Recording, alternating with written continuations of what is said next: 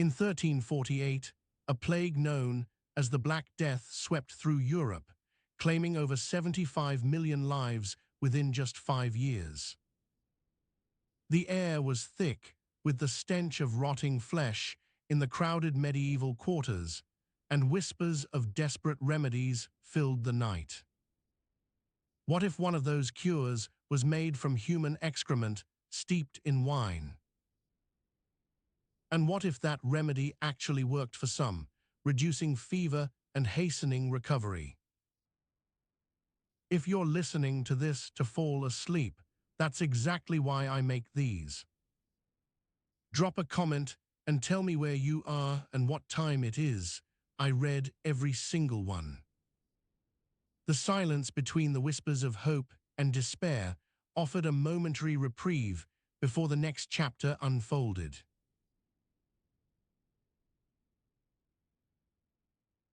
The sound of the loom's rhythmic thump fills your ears, weaving a steady pattern against the quiet hum of the medieval village market square.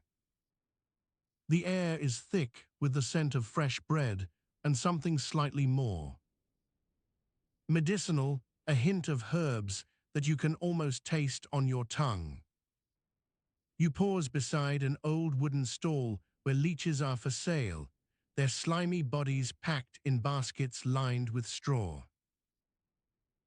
A small boy named Thomas, no older than 10, peers up at you with wide, curious eyes. The vendor, a grizzled woman with hands as wrinkled and weathered as the bark of an ancient tree, gives you a knowing look before pointing to one leech. "A good one," she says in a thick accent, her voice tinged with a hint of familiarity that's almost comforting. She offers it to your hand, its wet body feeling like a small, cold stone. You run the tip of your thumb over the leech's back, marveling at how it seems both alive and unassuming. You find yourself considering the absurdity of this moment, a leech, not much larger than a grain of rice, being sold for healing purposes in a bustling market square where people are buying eggs and spices to make their dinner. You wonder what they might think if they knew you were about to learn why these slimy creatures have been considered medical marvels for centuries. A soft creaking noise draws your attention from the leech to a nearby cart piled high with jars of various liquids and powders. The vendor starts unloading them, her voice muffled by the thick fabric of her apron. "These are for the lady's ailments," she explains, lifting one jar that feels surprisingly heavy in your hands. Its contents look like dark syrup, almost black against the light filtering through a nearby awning. You feel an odd mix of repulsion and curiosity as you consider what these might be used for. The vendor's smile is warm but knowing. It seems she has seen many such remedies come and go over her years in this market square. She leans closer to whisper, "They say the right concoction can cure almost anything." Her voice carries a hint of pride or perhaps amusement, perhaps both. You nod, trying not to look too shocked, as you return the jar to its place on the cart. The leeches seem more intriguing now than they did just moments ago. You wonder how such simple creatures could be so integral to medicine in an era where knowledge was often scarce and remedies were based largely on superstition. A sudden shift in your surroundings catches your attention. A small boy named William, no older than Thomas, runs past you with a squirming leech clutched tightly in his hand. He giggles as the leech wriggles, its body pulsating almost imperceptibly against his skin. "Look what I found," he exclaims, holding it up to your face. The sight of William's joyful curiosity brings an unexpected smile to your lips.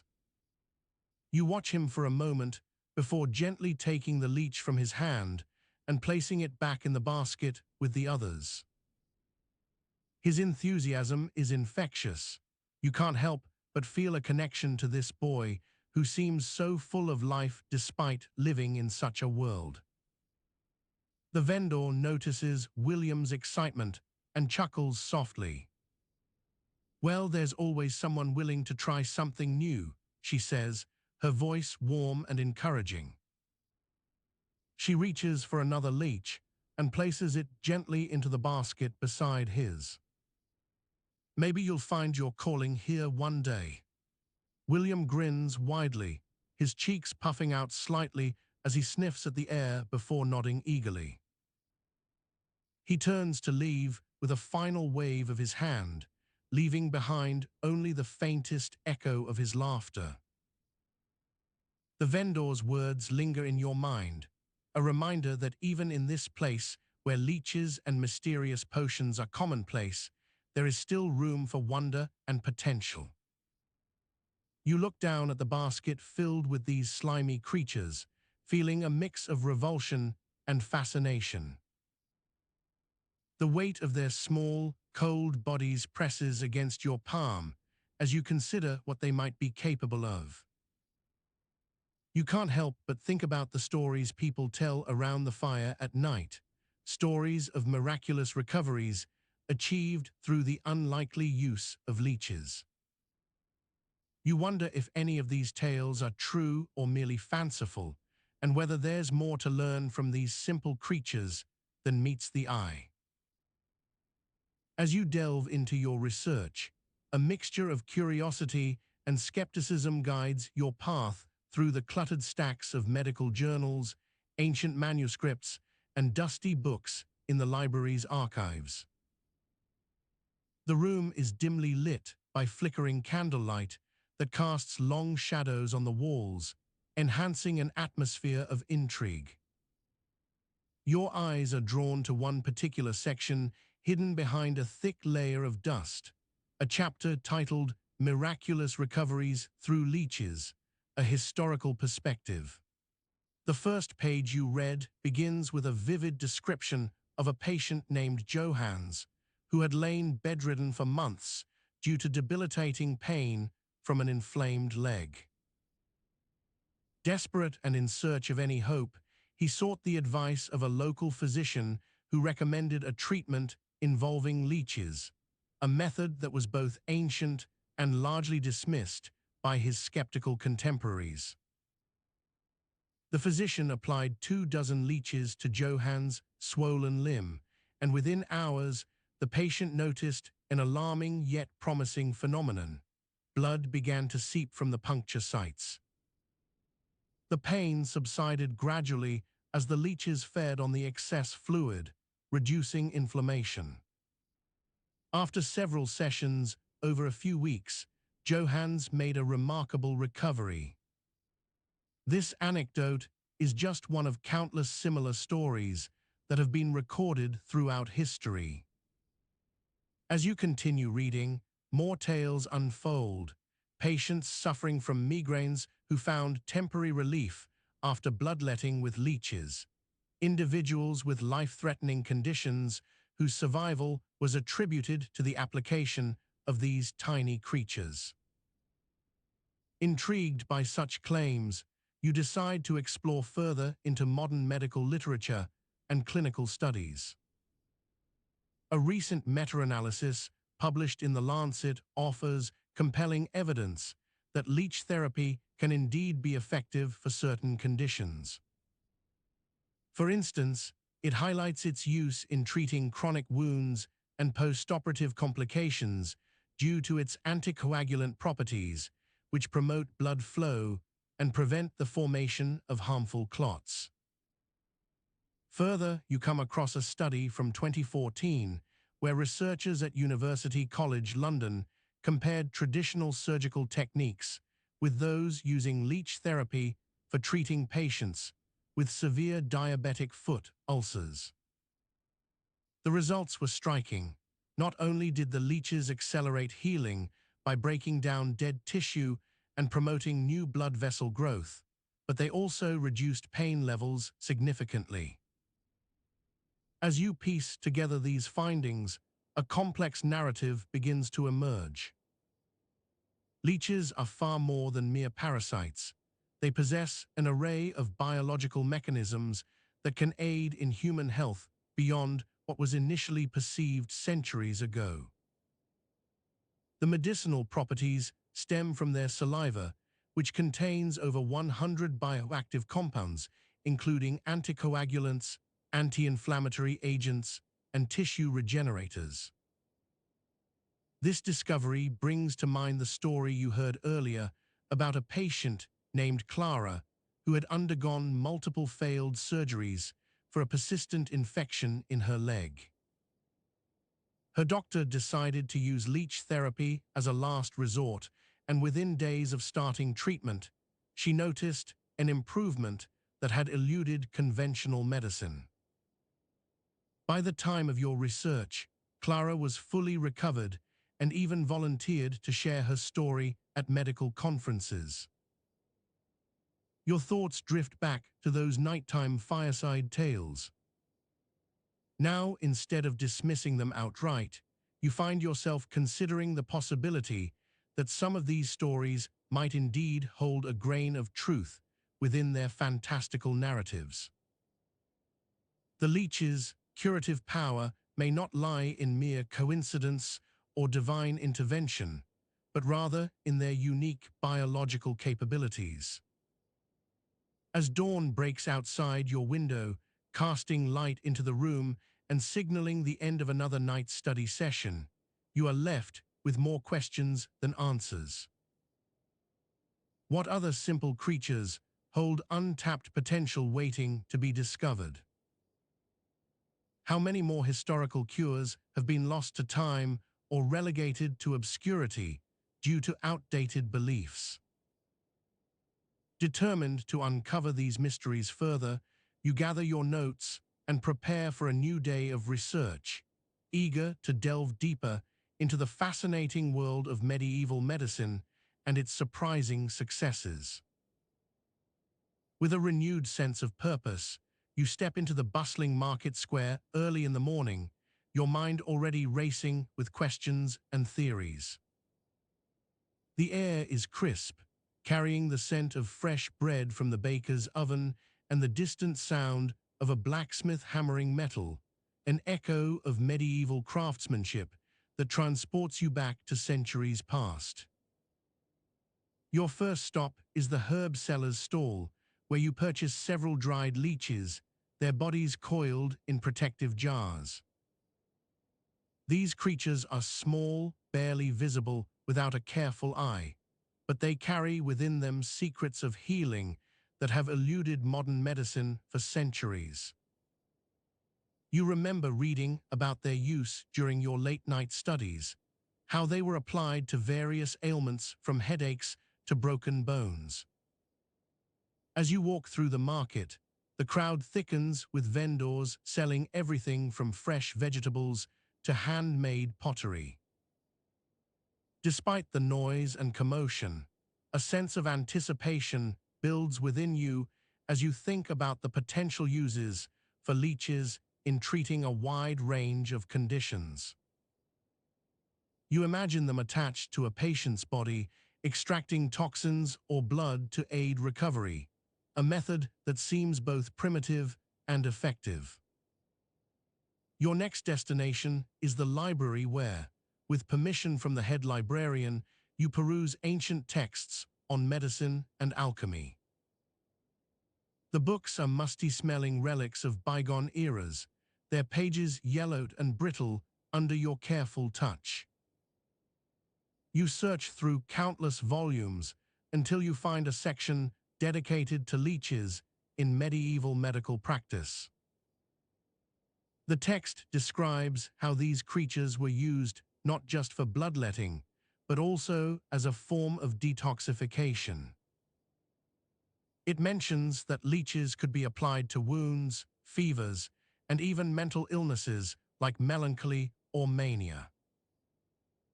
The idea is shocking, the notion that such simple, worm-like beings could have profound effects on human health seems almost absurd. As you delve deeper into these accounts, you come across a passage describing an experiment conducted in 12th century England, where leeches were used to treat a young boy with severe headaches and high fever.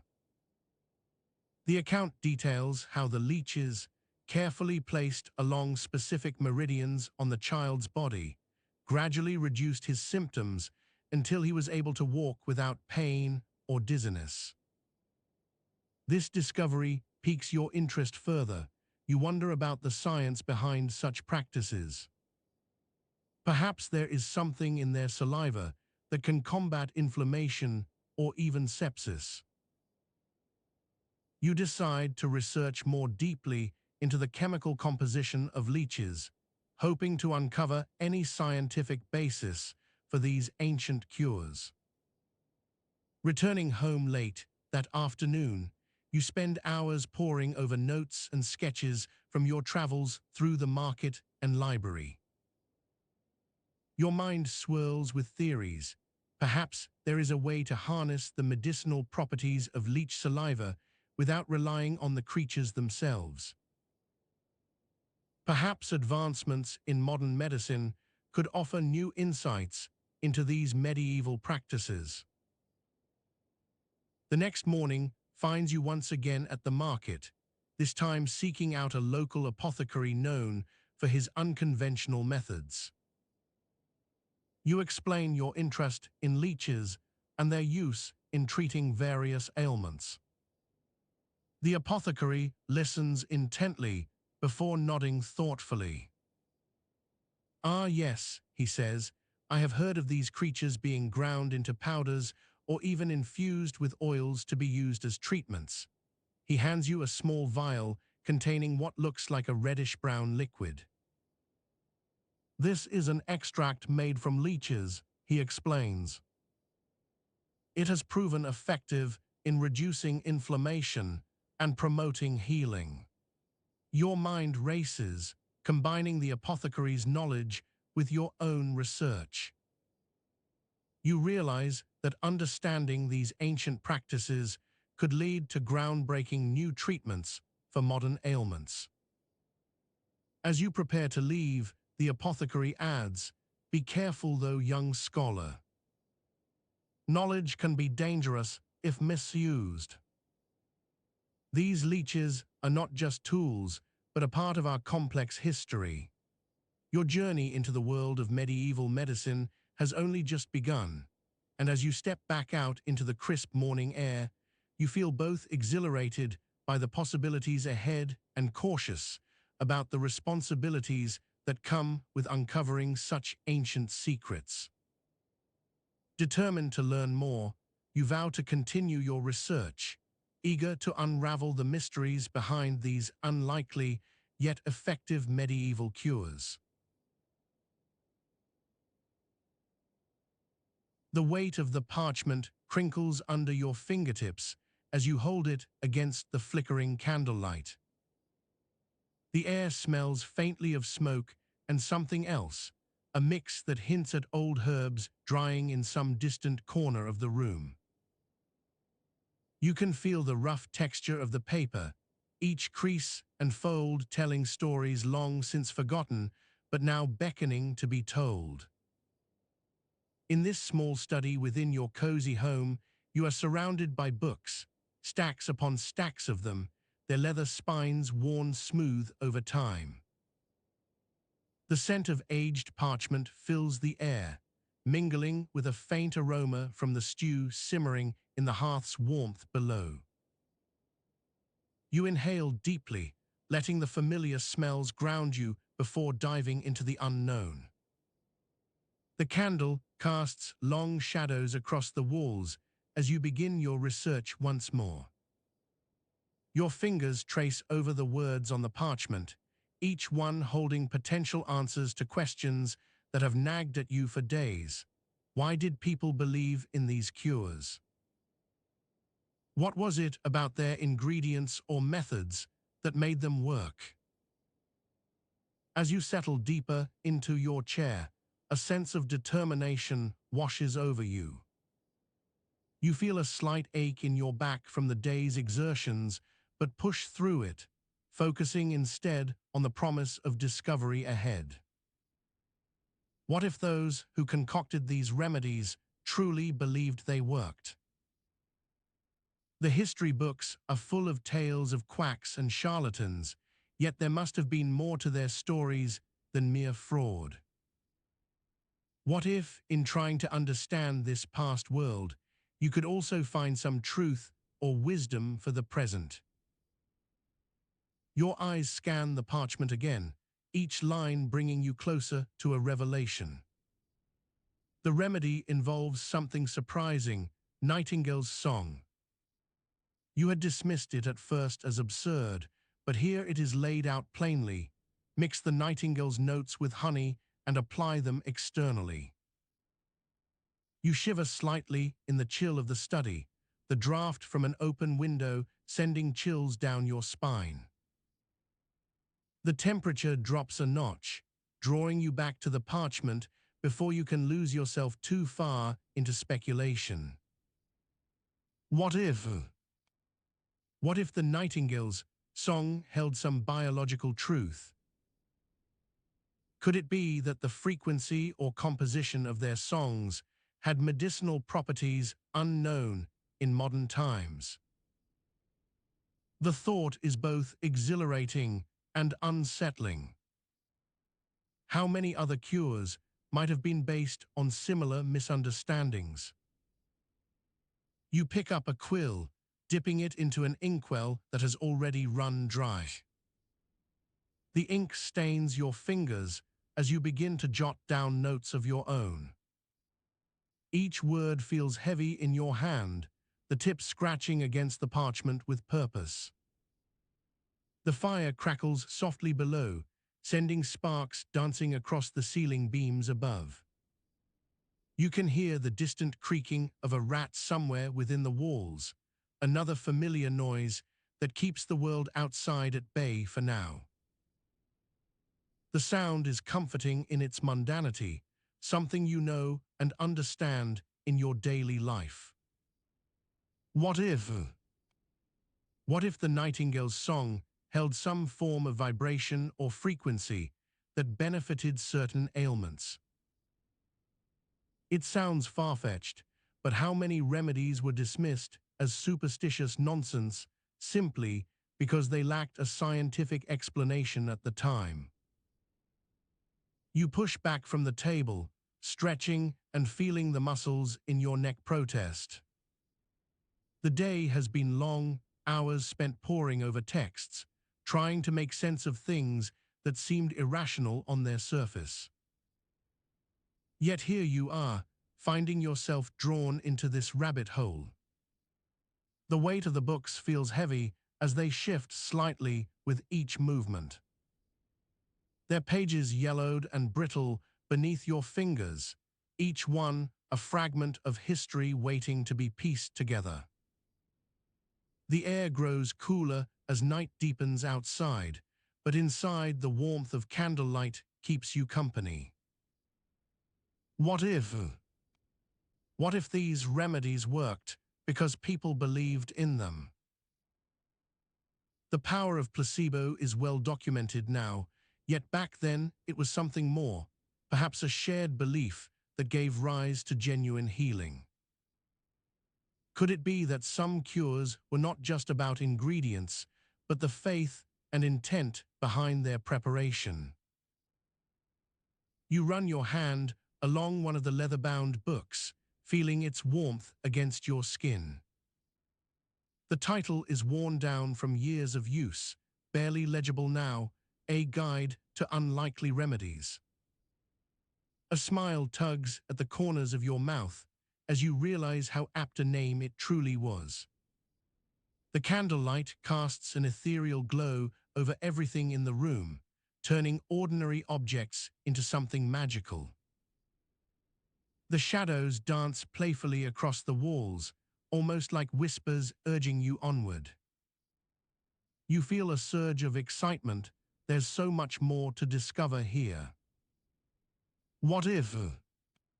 What if nightingales were used, because their songs had some inherent healing power. It sounds fantastical, but how many other remedies might have been based on similar beliefs? Your thoughts swirl around the parchment once again, each line leading you down a new path. The night grows deeper outside, yet inside this small study there is light, light of knowledge and understanding that begins to illuminate even the darkest corners. The weight of your research feels like a burden, but also as if it holds something precious, something that could change how you see the world. With each word you write, with every piece of information gathered, you feel closer to unraveling the mysteries behind these unlikely yet effective medieval cures. As the ink dried on her last entry, Elena's mind wandered back to the Nightingale's song that echoed through the forest clearing during her recent fieldwork. The melody seemed otherworldly, as if it held a whisper of ancient secrets. She had noted its eerie beauty and its strange connection to the plants around them, plants now identified in her journal as containing compounds known for their medicinal properties. The cures she was studying were unlike anything from modern medicine. They involved a concoction of herbs, animal parts, and even some that defied categorization into any single kingdom. The most intriguing cure came from a plant called Forsaken Bane, a rare species found only in the shadowy depths of these woods. It was rumored to be an elixir capable of curing anything, but its exact composition remained unknown. Elena's research partner, Dr. Alaric Blackwood, had pointed out that the properties of Forsaken Bane were not unlike those described in ancient texts from both Eastern and Western traditions, references to it as a panacea or all-healer with no known cure. The plant's ability to heal seemed more than coincidental. There was something fundamental about its structure that eluded conventional scientific understanding. As she delved deeper, Elena found herself drawn into the mystery of how these medieval cures could be so effective despite their lack of modern validation. It wasn't just the components used. Many were toxic or had no apparent healing properties on their own, but rather the way they interacted with one another and with the body. One particularly perplexing entry in her notebook described a case where a patient suffering from severe burns was treated not only with Forsaken Bane, but also with what appeared to be powdered nightshade. The results were nothing short of miraculous. The wounds healed faster, without scarring or infection, a phenomenon that modern medicine could scarcely explain given the toxicity of both ingredients. Blackwood suggested they might be dealing with a form of synergy, wherein the sum was indeed greater than its parts. Perhaps the key to understanding these cures lay not in their individual components, but in the complex interactions between them, much like how different flavors combine to create a delicious dish that none alone could match. The Nightingale's song seemed less of an intrusion, and more as if it were part of this intricate web she was unraveling. Its melody echoed through her thoughts, each note resonating with the potential for knowledge hidden within these ancient practices. The bird sang from the highest branches, its voice clear against the twilight sky.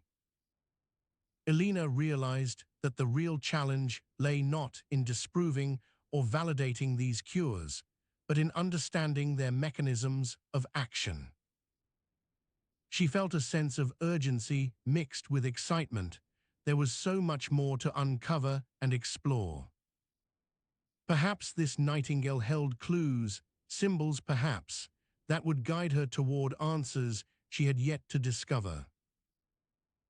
As dawn approached, casting the forest in a soft glow, Elena made a mental note to revisit certain plants under different conditions. She thought of conducting controlled experiments that mimicked ancient methods while incorporating modern scientific techniques. The goal was not merely validation, but understanding, a deep and nuanced comprehension of these practices that could potentially revolutionize medicine.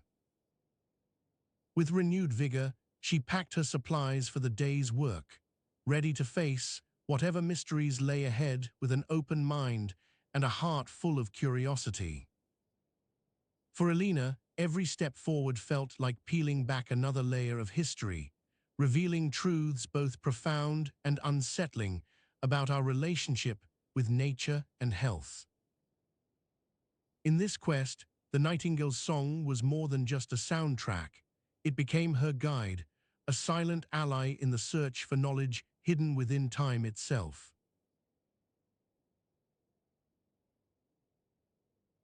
The air outside was crisp and sharp, a mixture of earthy dampness from the recent rain and the faint scent of wood smoke lingering from your hearth. You pull open the heavy wooden door with a creak that echoes through the quiet evening. As you step out into the cool night, the chill clings to your skin like a second layer of clothes. The weight of your cloak slides down over your shoulders as you cinch it tight around yourself. The light from a nearby lantern casts flickering shadows across the cobblestones underfoot, dancing with every gust that rustles through the trees. A distant nightingale begins its song, a sweet and melancholic melody that seems to carry on the wind like a gentle breeze. This is no ordinary bird. It said her song holds secrets of old, whispers from the past that can guide you back to forgotten truths. You walk deeper into your garden, the soft earth beneath your feet giving way with each step, as if urging you to keep going. The nightingale's voice grows louder and more insistent, its notes weaving a path through the dark for you to follow. As you approach an old oak tree at the heart of your property, the bird lands on one of its gnarled branches. Its song changes. It sounds almost urgent now, as if warning or urging something important from you. You feel a strange pressure in your chest, a mixture of curiosity and a touch of unease that tugs at your resolve. The nightingale's tiny body seems to tremble slightly on the branch, its wings fluttering just enough to catch the lantern light. "Very well," you mutter softly, stepping closer under the tree's shade. "What do you bring me tonight?" The bird chirps sharply before starting a new tune, this time with more clarity and purpose. Its melody seems to form words, though they are difficult for your ears to catch at first. With effort, you begin to make out snippets of speech: elixir, longevity, hidden ingredient. Your mind races as the nightingale's song continues, weaving a complex yet tantalizing message that defies easy interpretation. You feel the weight of ancient knowledge pressing down on you, the potential for unlocking secrets buried in the past. The garden around you seems to shift slightly, almost like it's responding to your presence and the mysterious bird. The air carries with it faint whispers of stories long forgotten, of medieval cures, of elixirs that promised not just health, but life itself.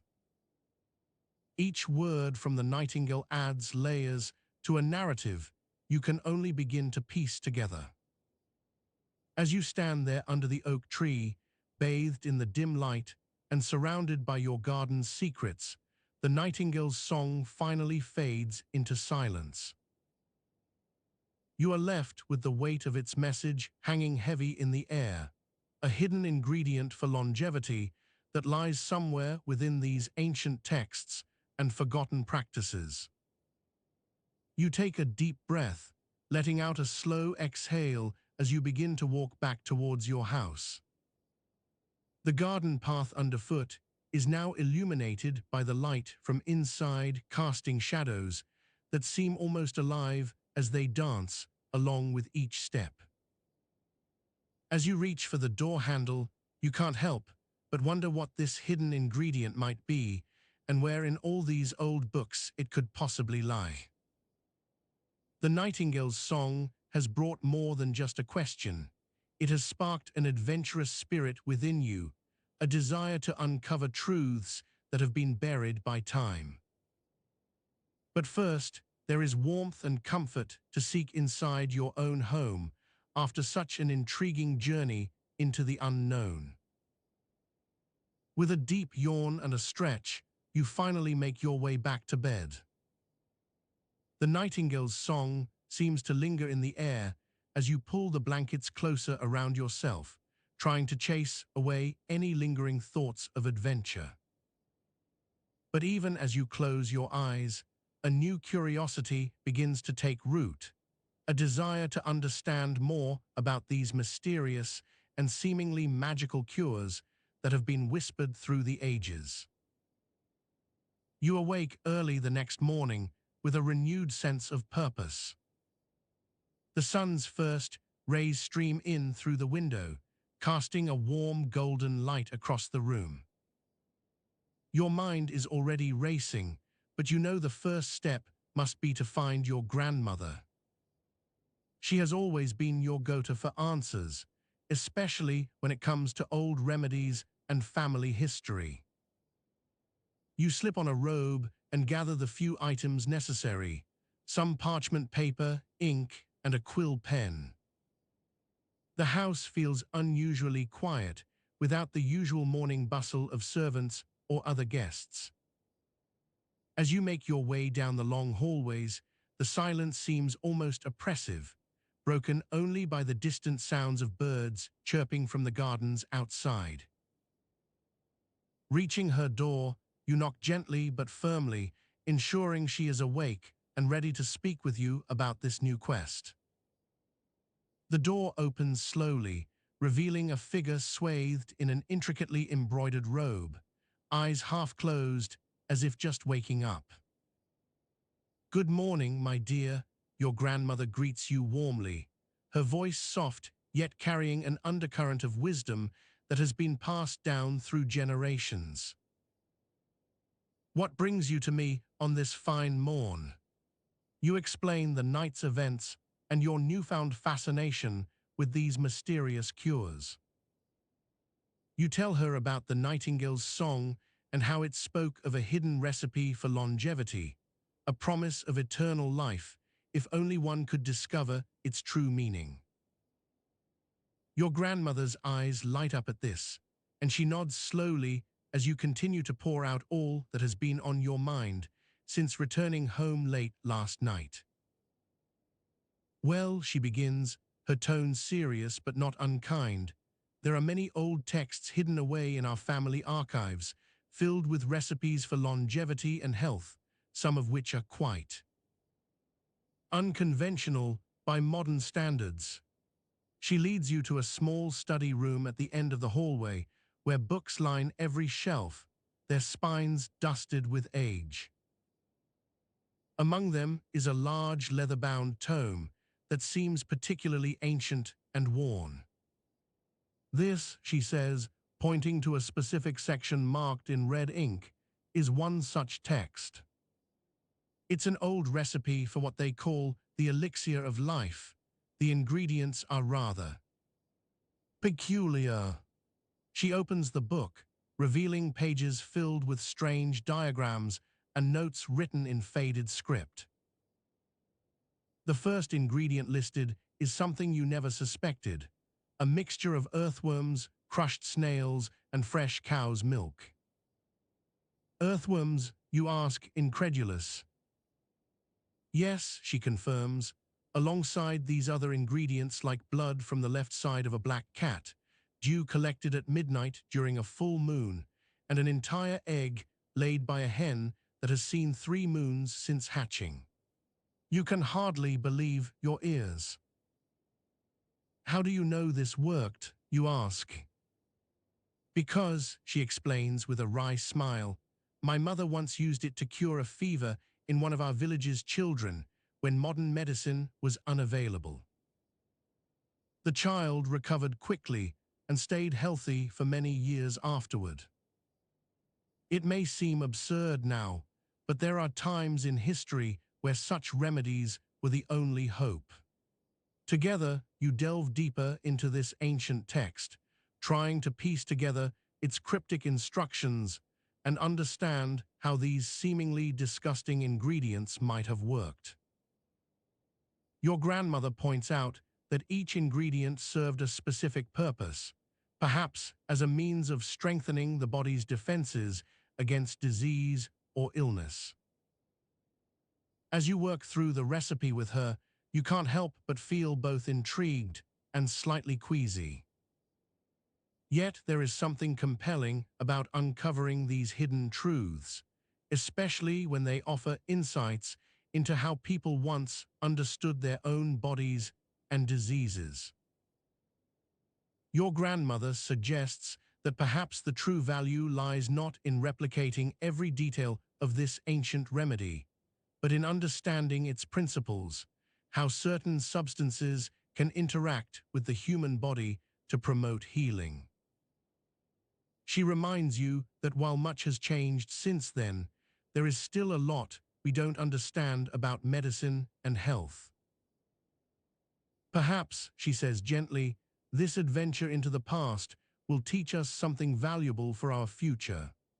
With renewed determination, you decide to explore this ancient recipe further, combining historical knowledge with modern understanding. As you continue your research, you find yourself increasingly fascinated by these medieval cures that have actually worked, each step bringing you closer not just to a longer life, but also deeper wisdom and connection to the past. The journey ahead is long and filled with challenges, but as the sun sets on yet another day of investigation, you feel more hopeful than ever. The nightingale's song may be distant now, but its call echoes in your heart, a reminder that sometimes even the most unlikely remedies can lead us to profound truths.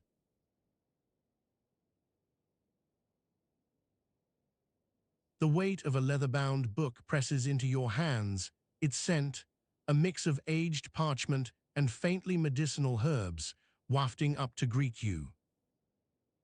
You sit cross-legged on the cold stone floor by the firelight, the heat from the flames dancing across your face as if trying to warm away any lingering chill. The nightingale's song may be distant now, but its call echoes in your heart, a reminder that sometimes even the most unlikely remedies can lead us to profound truths. The embers crackle and pop with a soft hiss, their light casting long shadows on the walls around you. A heavy wooden door creaks somewhere outside, drawing a brief pause from the fire's steady rhythm. You take another deep breath of that leather book smell, letting it wash over your senses as if trying to ground yourself in this moment. Your fingers trace the edges of the page, feeling the smooth texture under your touch. The words are old and faded, but they still shimmer with a kind of quiet wisdom. Each line tells a story, not just about healing remedies, but also about the daily struggles that gave rise to them. You wonder what it must have been like for those who lived through these times, what their days were filled with. Outside your window, a soft drizzle begins to fall, pattering against the stone below. The rain seems almost aware of its surroundings, as if each drop knows exactly where to land and how to echo softly on the ground.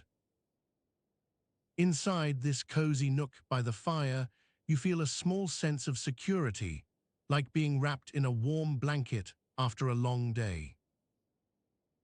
The book is about medieval hygiene practices that actually worked surprisingly well despite their peculiarities. You open it to a section titled "Three Things Nobody Teaches About Medieval Hygiene." The title alone makes your brow furrow slightly, but you know this will be an interesting read. Your fingers flip through the pages, feeling each turn of the leaf as if turning the chapters of someone's life.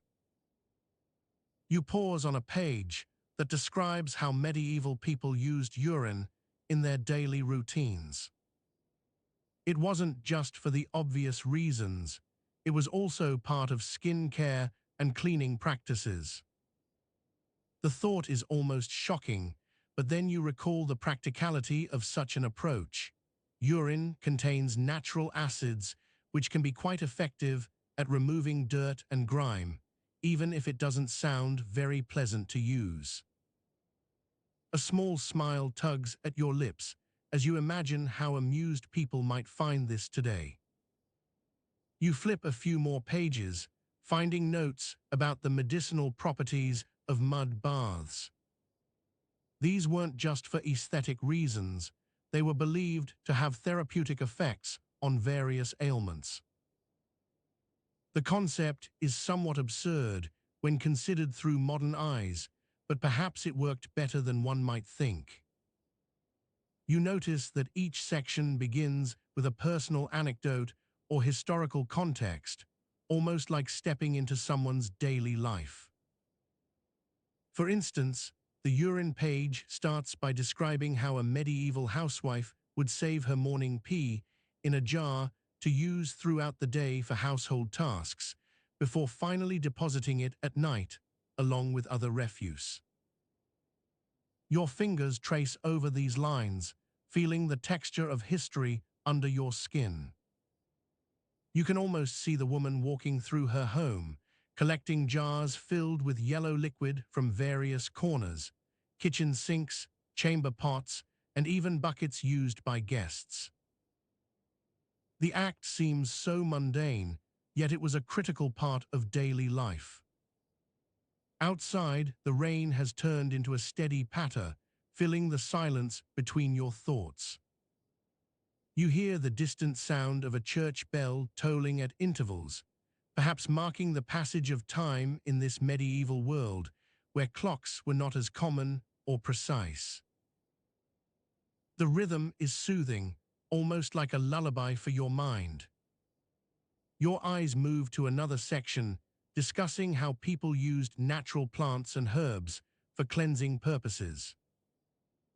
It's described with such vivid detail that you can almost smell those aromatic leaves being crushed into soaps and salves. You imagine the vibrant green of parsley or the sweet scent of lavender, their properties not just medicinal, but also part of a larger holistic approach to health. As you read further, there are mentions of simple yet effective practices like scrubbing with ashes from burnt twigs or using vinegar as an antiseptic. These methods might seem crude by modern standards, but they were based on observations and experiences passed down through generations, each one a small step towards understanding the body's needs. The passage talks about how people used to dip cloths in these concoctions before applying them gently to their skin or wounds. The process was meticulous, with specific instructions for preparing each substance at different times of day, depending on its effectiveness. It's almost like following a recipe, but one that's been refined over centuries of trial and error. The air around you seems to shift slightly as the weight of your book presses down more firmly in your hands.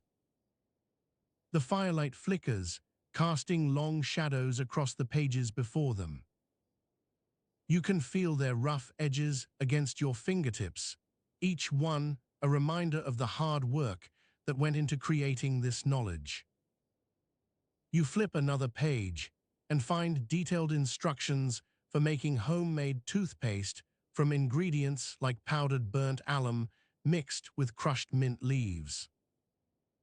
The idea is so foreign yet intriguing, almost like a game you might play if given such unusual supplies. You can practically taste it in your mind's eye, the sharp bite of the alum mingling with the fresh flavor of peppermint. Outside, the rain has turned into a gentle drizzle that seems to soothe everything around it, like nature itself had laid down its burdens for the night. Inside this cozy space by the fire, you feel a sense of warmth and comfort, almost like being cocooned in time. As your eyes move over these pages filled with unexpected truths about daily life during medieval times, they seem to paint a picture so vivid that it's hard not to imagine yourself living through such practices. The mundane becomes magical when seen from this angle, a reminder that sometimes the most overlooked details hold the greatest wisdom. You take another deep breath of that familiar leather book smell and feel your thoughts begin to wander, like leaves carried by gentle winds across a field. Each word you read seems to carry its own weight, connecting you in some small way with those who lived before you, facing their challenges and finding solutions through trial and error. The night grows deeper outside as the rain continues to fall softly against the stone window pane. Inside this cozy nook by the fire, a sense of peace settles over your mind, a reminder that even though many things may have been different back then, some fundamental truths about daily life remain unchanged.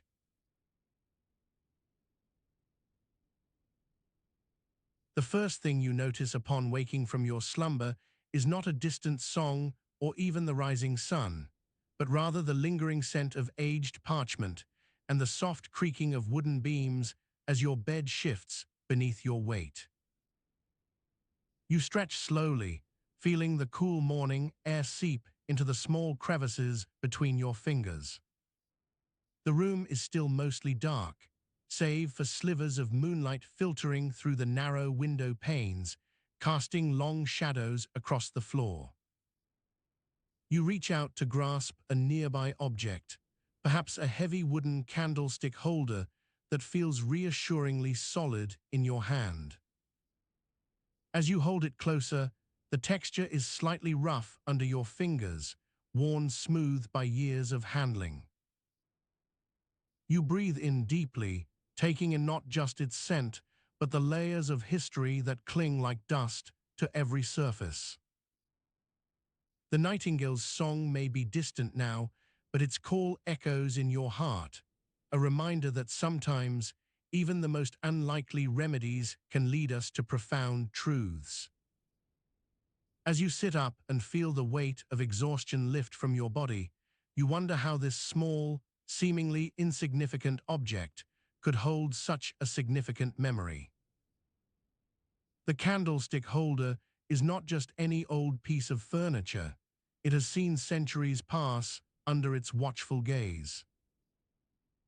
It's been used in countless moments, perhaps to steady a quill as scribes pennied their accounts or to provide light for scholars poring over ancient texts by the flickering firelight.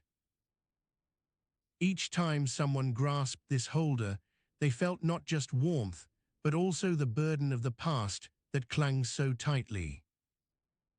You set down the candlestick and allow your gaze to wander around the room, taking in its modest furnishings. The bed is a simple wooden frame covered with a thin blanket, barely enough to shield you from the chill of winter nights. A few tattered books lie scattered about, some ancient medical texts, others on natural remedies. They were once well bound and filled with vibrant illustrations, but now their bindings are loose, pages yellowed by time. The air is thick with the smell of aged leather and ink, mingling with a hint of damp earth from outside. It's as if the room itself holds its own history, a living entity that has witnessed countless lives come and go, each one leaving some small mark on the world around them. You stand slowly, feeling your body wake up in tandem with the rest of you. The floor beneath your feet is hard wood, polished smooth by years of use, but still cold to the touch, even after a night's warmth. You shuffle towards the window and pull back the heavy curtain, revealing more moonlight than daylight. Outside, everything is wrapped in silence, a blanket of darkness that promises rest until dawn. As you gaze out, your thoughts drift to the morning routine that has persisted through generations. The gathering of herbs and plants for healing, the brewing of concoctions, and the application of remedies believed to cure all manner of ailments. You remember stories from long ago, tales of leeches being used to draw blood in an attempt to balance bodily humors, or the use of stink pots filled with pungent substances meant to ward off evil spirits. But what if we turned our attention not just towards these more obvious cures, but also toward something far less expected? What if the very odors that once repelled us held key secrets hidden within their filth and decay?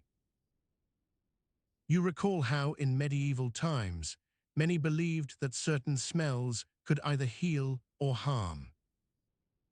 The stench of rotting flesh was seen as a symbol of corruption, yet it also provided raw materials for medicines. You ponder the idea of using what others would disdain, garbage, waste products, even human excrement, to create remedies. What if these odors were more than just smelly byproducts? What if they carried within them properties that could indeed help heal and soothe? The concept is strange yet intriguing, a reminder that sometimes it's the very things we consider disgusting that hold the key to understanding our world better. You turn away from the window and head towards a small table where various ingredients are laid out. There's a bowl filled with what appears to be fermented urine, nowhere near as pungent, but still causing your nose to wrinkle in disgust. Next to it, there is a jar containing ground-up animal intestines, a mixture that once held promise for treating ailments ranging from digestive issues to fever. The room feels like a repository of forgotten knowledge, each item telling its own story of trial and error. You run your fingers gently over the leather-bound books, feeling their weight in your hands, each page holding secrets waiting to be unlocked, if only you have the patience to look closer. You close one book and open another, flipping through pages filled with diagrams of human anatomy alongside recipes for concoctions so unusual that they seem almost laughable now. Yet each entry is written with a seriousness that suggests these remedies were taken quite seriously at their time. The ink on those old pages has bled slightly over the years, smudging words and making some passages hard to read. But you can still make out descriptions of how various odors could be used as treatments, how the stench of rotting meat could kill harmful bacteria, or how certain plants exuding a musty smell might aid in digestion. You wonder about the people who once discovered these methods, perhaps through trial and error, observing what worked when applied to others. They lacked modern science, but relied on observation, intuition, and experience, methods that often yielded surprising results despite their apparent absurdity today. As you flip through more pages, your thoughts drift back to the Nightingale's song, a distant reminder of beauty in nature that seems so out of place amidst this cluttered study filled with oddities. You realize how interconnected everything is.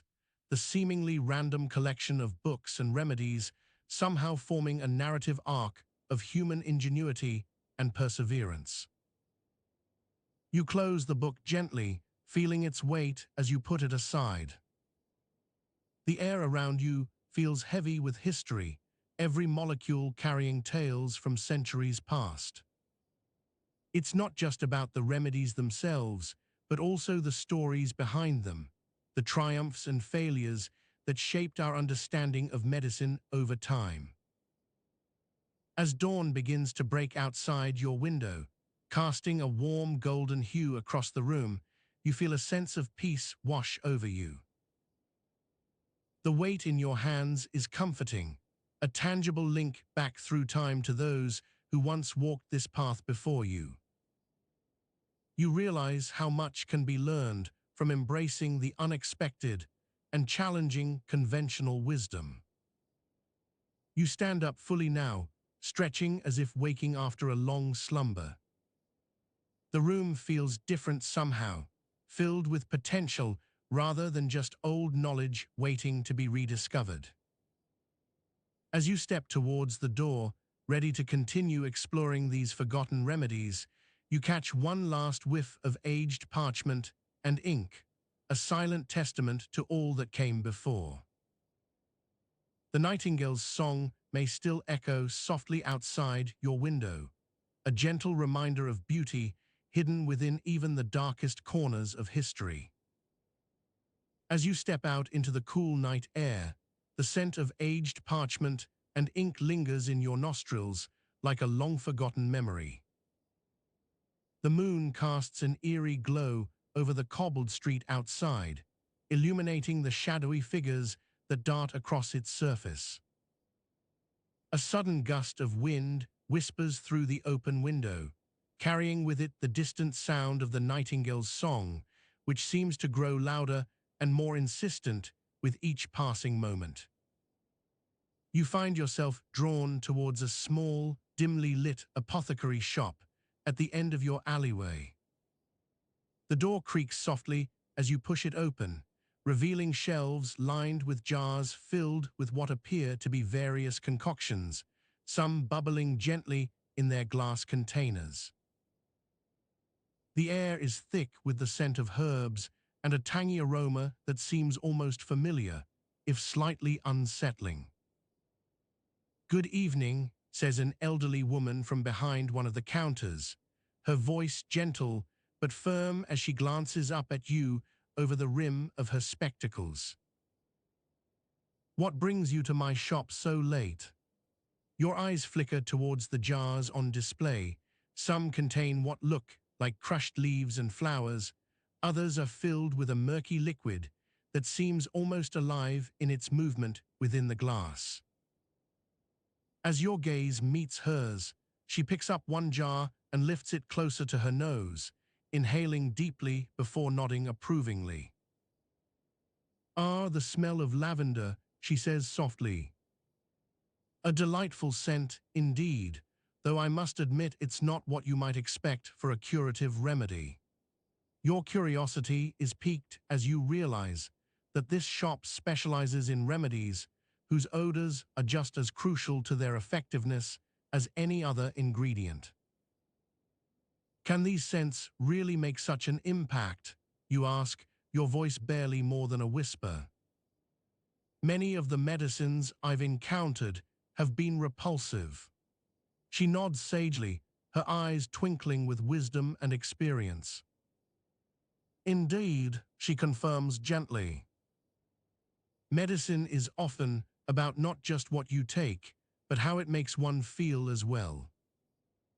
A pleasant aroma can ease the mind enough to help a patient recover more quickly than they might otherwise.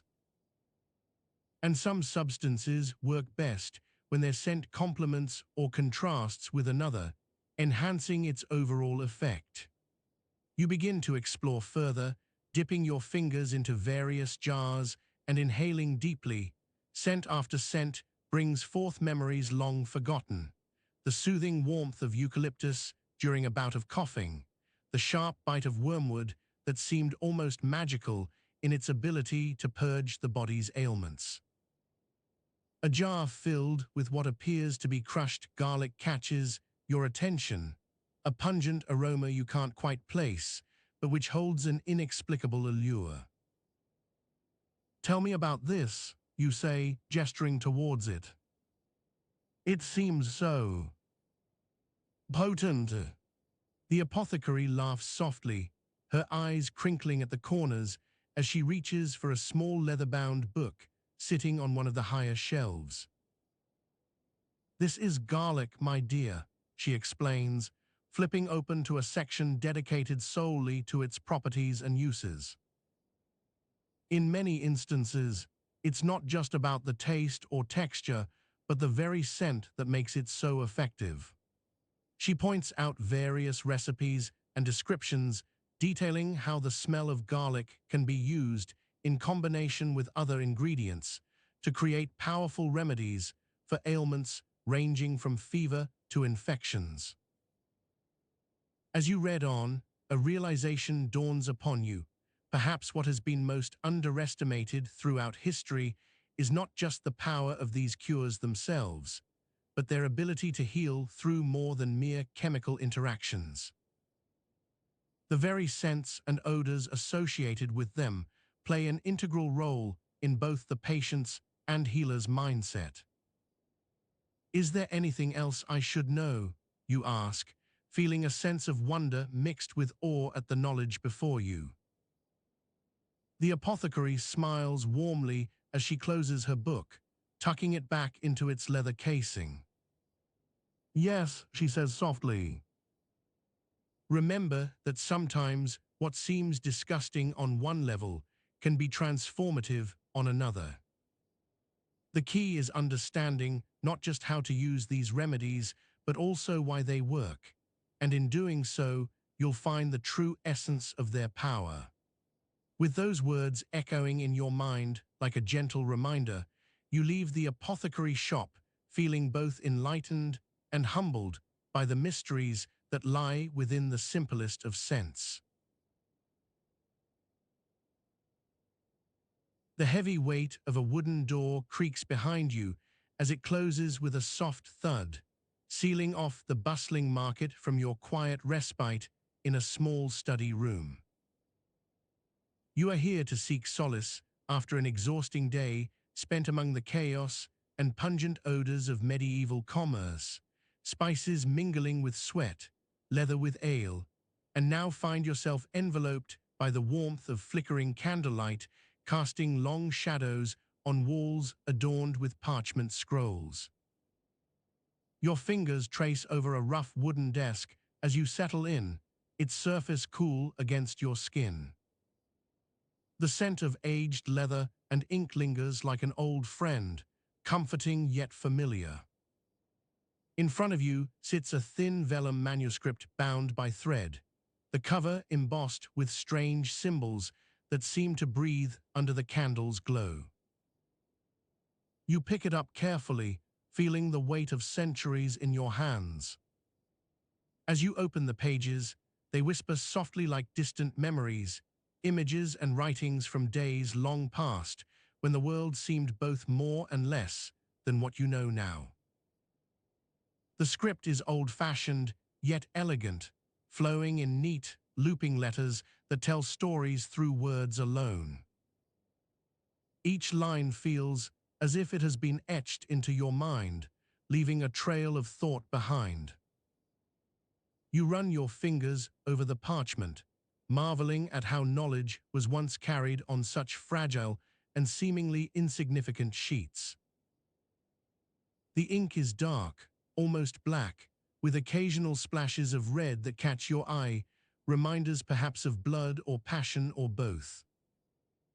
You wonder about the hands that wrote these words so long ago, imagining their intent and purpose.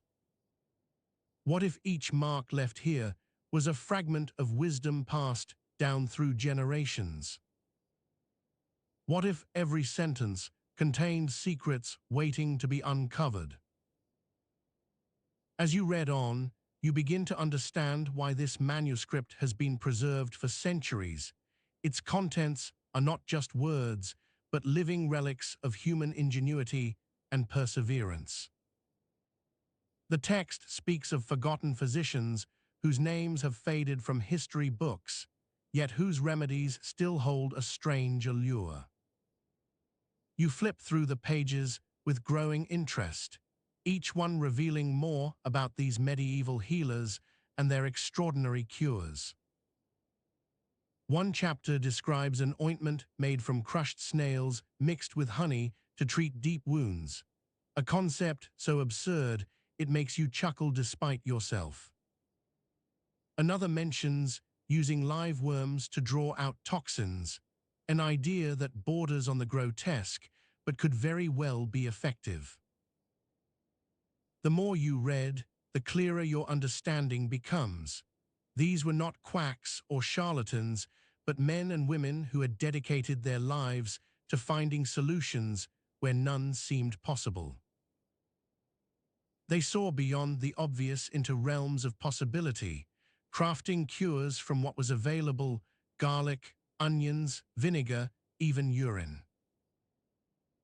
The very thought is both revolting and intriguing. What if these remedies worked?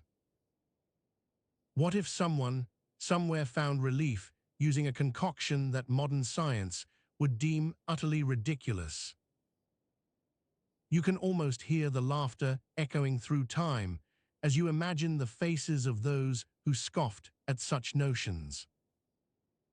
Yet here they are, proven effective by the countless lives they saved or eased. As your eyes follow the text, you realize something profound.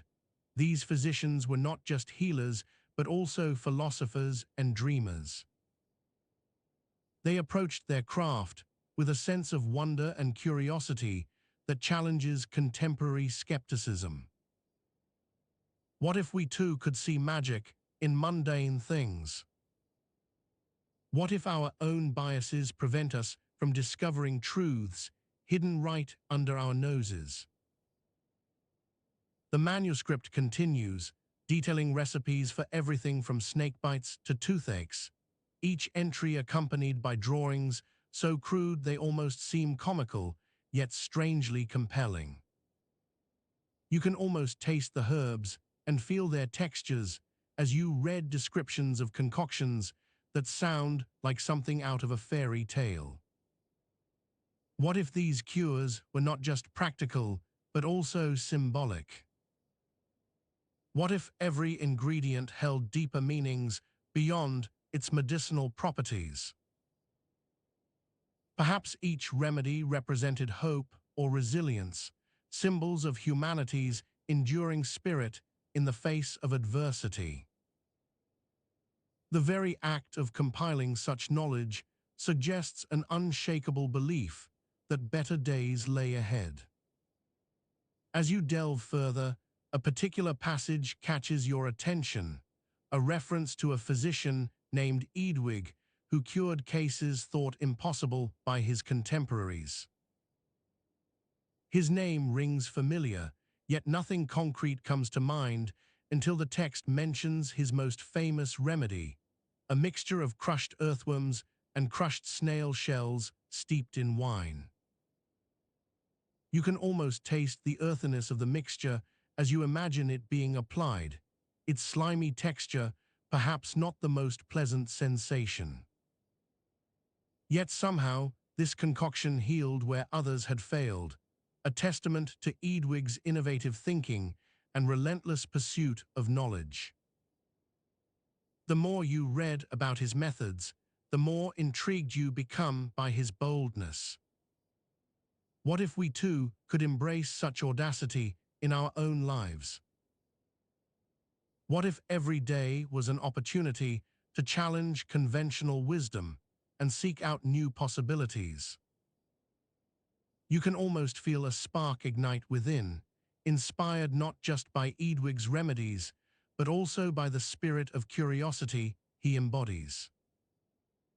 The weight of your thoughts lifts as you realize that sometimes, It takes stepping outside one's comfort zone to truly understand what works.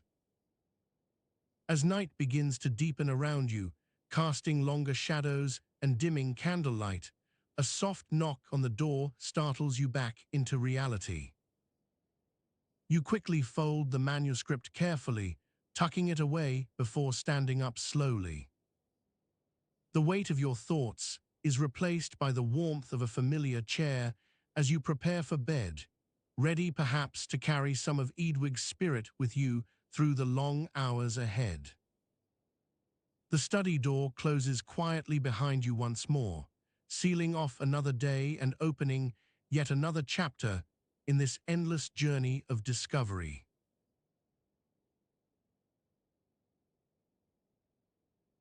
The weight of the wooden door to your cellar creaks under your touch, a sound that seems both ancient and new, as if it has been waiting for you to open this chapter in history's thick, musty pages.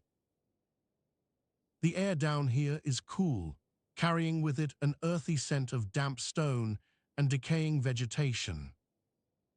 You reach into the shadowed corner where the shelves line up like forgotten faces, their wooden surfaces groaning softly under your touch, as if they too have been waiting for a hand to guide them back to light.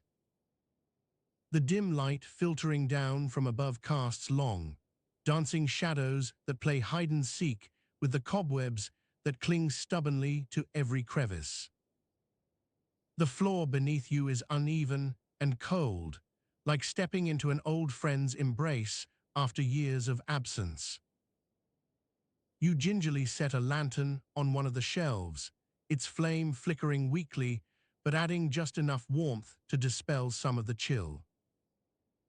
As your eyes adjust, you notice the jars lined up in rows, each bearing labels that are faded and barely legible now. They hold various concoctions. Some look like remnants from ancient apothecary practices, others more like witches' brews with their dark brown liquids and murky contents. You pick one up, feeling its weight as if it were a heavy book filled not just with words, but with the essence of forgotten healing methods. The label is cracked at the edges, almost illegible now. Potion for stomach ailments reads faintly in what looks like someone's cursive. You carefully examine the contents inside, a mixture that smells rather unpleasant, a tangy mix of herbs and spices, tinged with something you cannot quite place, but that seems to have been preserved just enough by the age of these jars. You set it down gently on another shelf, running your fingers over other containers filled with powders, oils, and liquids. Each one holds its own story, a whisper from times past.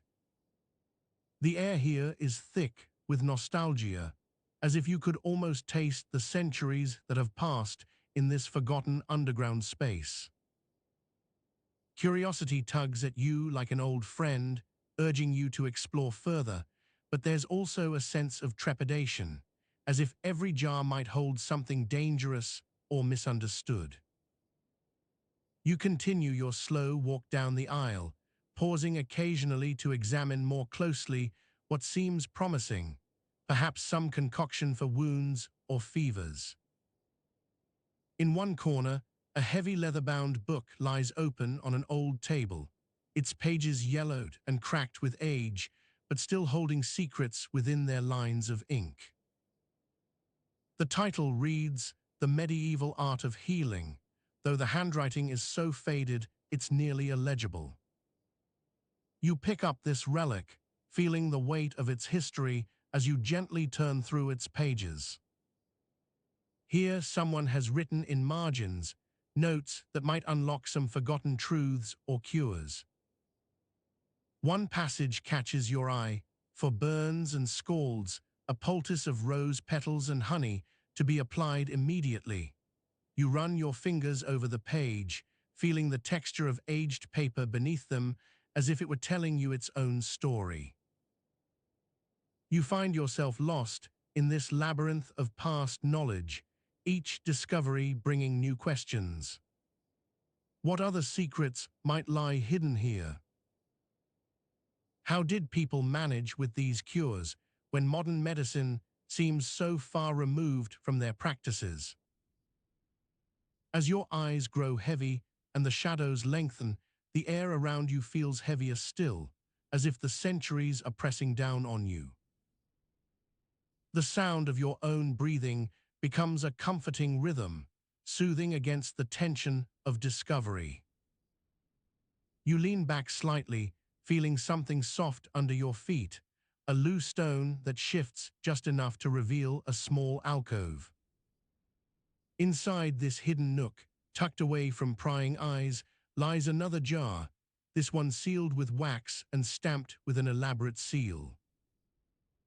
The label is clearly visible now, for the disgusting medieval cures that actually worked.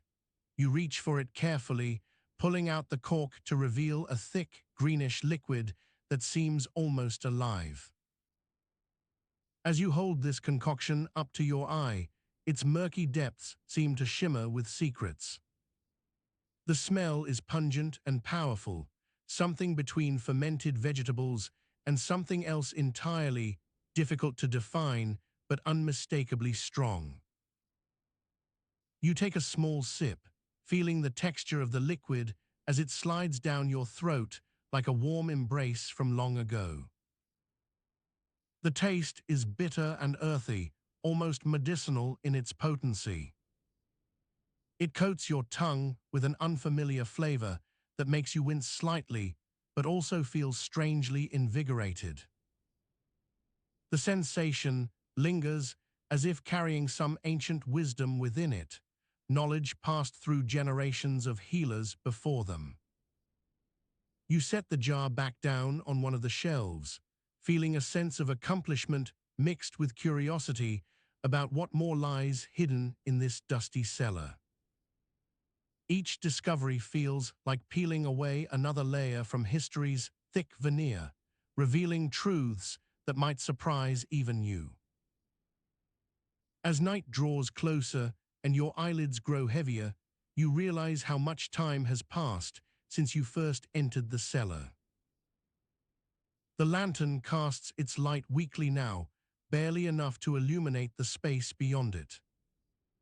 You decide to leave this place of ancient secrets for another day, promising yourself to return with a clearer mind and more tools. But as you step back through the door into the apothecary shop once again, something catches your eye, a small, unassuming jar on one of the higher shelves that hadn't been there before.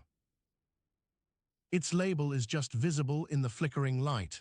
For nightmares, you reach for it carefully, feeling its weight as you pull it down. Inside, a thick paste of white and green swirls gently within the jar, almost like tiny fragments of moonlight trapped inside. The smell that greets your nose is faint but distinct, a blend of fresh herbs and something earthy, grounding yet soothing. You apply this paste to your skin, feeling its cooling effect as it settles. As you step back into the bustling apothecary shop, now filled with the sounds of busy hands and soft whispers of trade, you can't shake the weight of what you've discovered in that forgotten cellar. The air feels different here, filled not just with herbs and oils, but also with a hint of the unknown, ready to reveal itself once more. With this new jar clutched tightly in your hand, you feel both humbled by the mysteries still waiting for discovery and grateful for these small windows into the past. As you continue your daily life among the bustling patrons and curious scholars who seek out cures and remedies, a sense of wonder lingers. What other secrets might lie just beyond the next shelf or beneath the next floor? The weight of this jar in your hand becomes almost comforting as it reminds you that even in modern times, there are still lessons to be learned from history's dusty corners.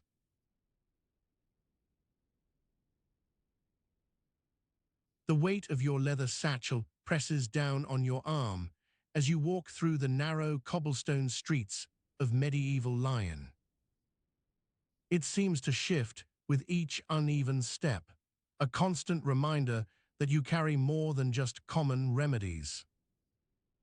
The air is thick and heavy today, saturated by the scent of wet wool mingled with distant cooking spices from the bustling marketplace beyond. Your nose wrinkles slightly as the smell lingers, evoking memories of your grandmother's kitchen where everything was always warm and comforting. You continue on, guided not only by the weight, but also by a sound, a soft clinking that comes from within your satchel. It's the silver coins you've been entrusted with for this very purpose, to procure something precious that few could afford. The thought of it makes you feel slightly giddy, like an explorer about to uncover some long-lost treasure. The streets grow quieter as you round a corner and enter what was once a grand cathedral, but now houses the local apothecary shop. Sunlight filters through the stained glass windows in shards that dance on the stone floor. The air inside is cooler, carrying with it an earthy scent of herbs and spices. You step into the dim light, your breath condensing slightly as you adjust to the sudden change. The apothecary, a portly man with a balding head slicked back in greasy strands, sits behind his counter with a ledger open before him. His fingers move deftly as he writes and rewrites entries, occasionally glancing up at the patrons who seek his knowledge and expertise. He seems almost surprised when you approach. You must be seeking the remedy of the elite," he says, without looking away from his writing. "And what is it that you are willing to pay for?" The weight in your satchel feels heavier as you reach inside, pulling out a single coin. It's not much, a small silver piece that clinks softly against others within the leather pouch. You place it on the counter, watching as the apothecary examines it closely before nodding. "Quite an investment," he says with a wry smile, "but I understand its value." He retrieves from behind his counter a tiny vial encased in glass so delicate that you can see your own reflection clearly. The liquid within is a deep crimson red, almost like the color of blood when it's just drawn. It shimmers under the dim light, hinting at some secret property. "This," he says, gesturing with one hand to the vial and then back to his ledger, "is vermilion tincture. Made from dried beetroot leaves, crushed saffron stigmas, and a pinch of pure gold dust, a true elixir for the nobility." You watch as he pours a small amount into an earthenware cup that has been warmed by a nearby fire. The steam rises gently, carrying with it an earthy, slightly sweet aroma that you can almost taste. "Drink this," he instructs, handing over the cup and taking back his ledger to continue writing. "And remember, this is not for the faint of heart." You take the cup in your hands, feeling its smooth warmth against the coolness of your fingers. The scent is subtle but distinct, like ripe fruit mixed with earthy spices. You bring it to your lips slowly and drink a small sip. The taste is odd, somewhere between sweet and bitter, leaving an aftertaste that lingers on your tongue like a whisper from another time. It's not unpleasant, just different. The apothecary watches you closely as you finish the cup in one go. "Do not underestimate its power," he warns with a final warning before closing his ledger for the day and tucking it safely into a drawer beneath the counter. It has been known to restore vitality when all seems lost, to provide clarity of mind amidst chaos. You nod slowly, letting the weight of your satchel settle as you prepare to leave. The streets outside are bustling once more with the sounds of daily life, children's laughter, vendors hawking their wares, and the occasional chime from a passing bell. As you make your way back through the market, the sun begins its descent in the sky, casting long shadows across the cobblestones. A young boy rushes past you, arms laden with apples that he calls out to his mother waiting just beyond sight. You can hear the soft clink of metal as a baker's wheel turns nearby, and the faint tang of fresh bread wafting through the air. The weight in your satchel feels lighter now, not because the coin is gone, but because you've gained something more valuable, a piece of knowledge that few others possess. As you walk on, you can't help but wonder what other secrets lie hidden within these ancient walls and bustling marketplaces, waiting to be uncovered by those brave enough to seek them out. The streets grow quieter as night begins to fall, the last light from lamps flickering weakly in windows. You find a quiet corner near a fire being tended by a group of villagers who share stories and laughter around it. The warmth is welcome after your day's travels, and you sit down among them, feeling the weight of your satchel slide almost unnoticed to the ground beside you. The air cools as evening descends, bringing with it the soft sounds of night, crickets chirping in unison, a distant hoot from an owl, and the occasional rustle of small creatures scurrying through shadows. The fire crackles softly, casting flickering light that dances across faces and hands. You sit there for what feels like hours, listening to the stories being told, feeling your own weariness begin to settle into you. There's a comfort in this simplicity, a warmth from the fire, the shared laughter of those around you, and it's almost too much as exhaustion starts to claim you gently. The weight on your chest is heavy with something more than just physical tiredness. It's the knowledge that tomorrow will bring another day filled with its own mysteries and challenges. But for now, this moment feels right, calm and full of possibility. As night fully falls around you, the fire begins to die down, casting a softer light across the faces of those still talking or dozing lightly on the ground nearby. The world outside is quiet except for the distant hush of the city preparing itself for rest. You close your eyes briefly, feeling the soft warmth of the air as it carries with it all the stories and secrets that make up this place. And in that moment, you feel a sense of peace, knowing that no matter what tomorrow brings, there's always something new to discover, hidden just beneath the surface of daily life. As you awaken to the gentle caress of dawn breaking through your bedroom window, a sense of anticipation tingles within you. The night before had been filled with dreams that seemed as real as the waking world. In them, you found yourself wandering through ancient halls adorned with intricate tapestries and polished stone floors. Each step echoed softly, carrying you to rooms where whispers of secrets were exchanged in hushed tones. Today holds a promise not only of new adventures, but also of potential breakthroughs.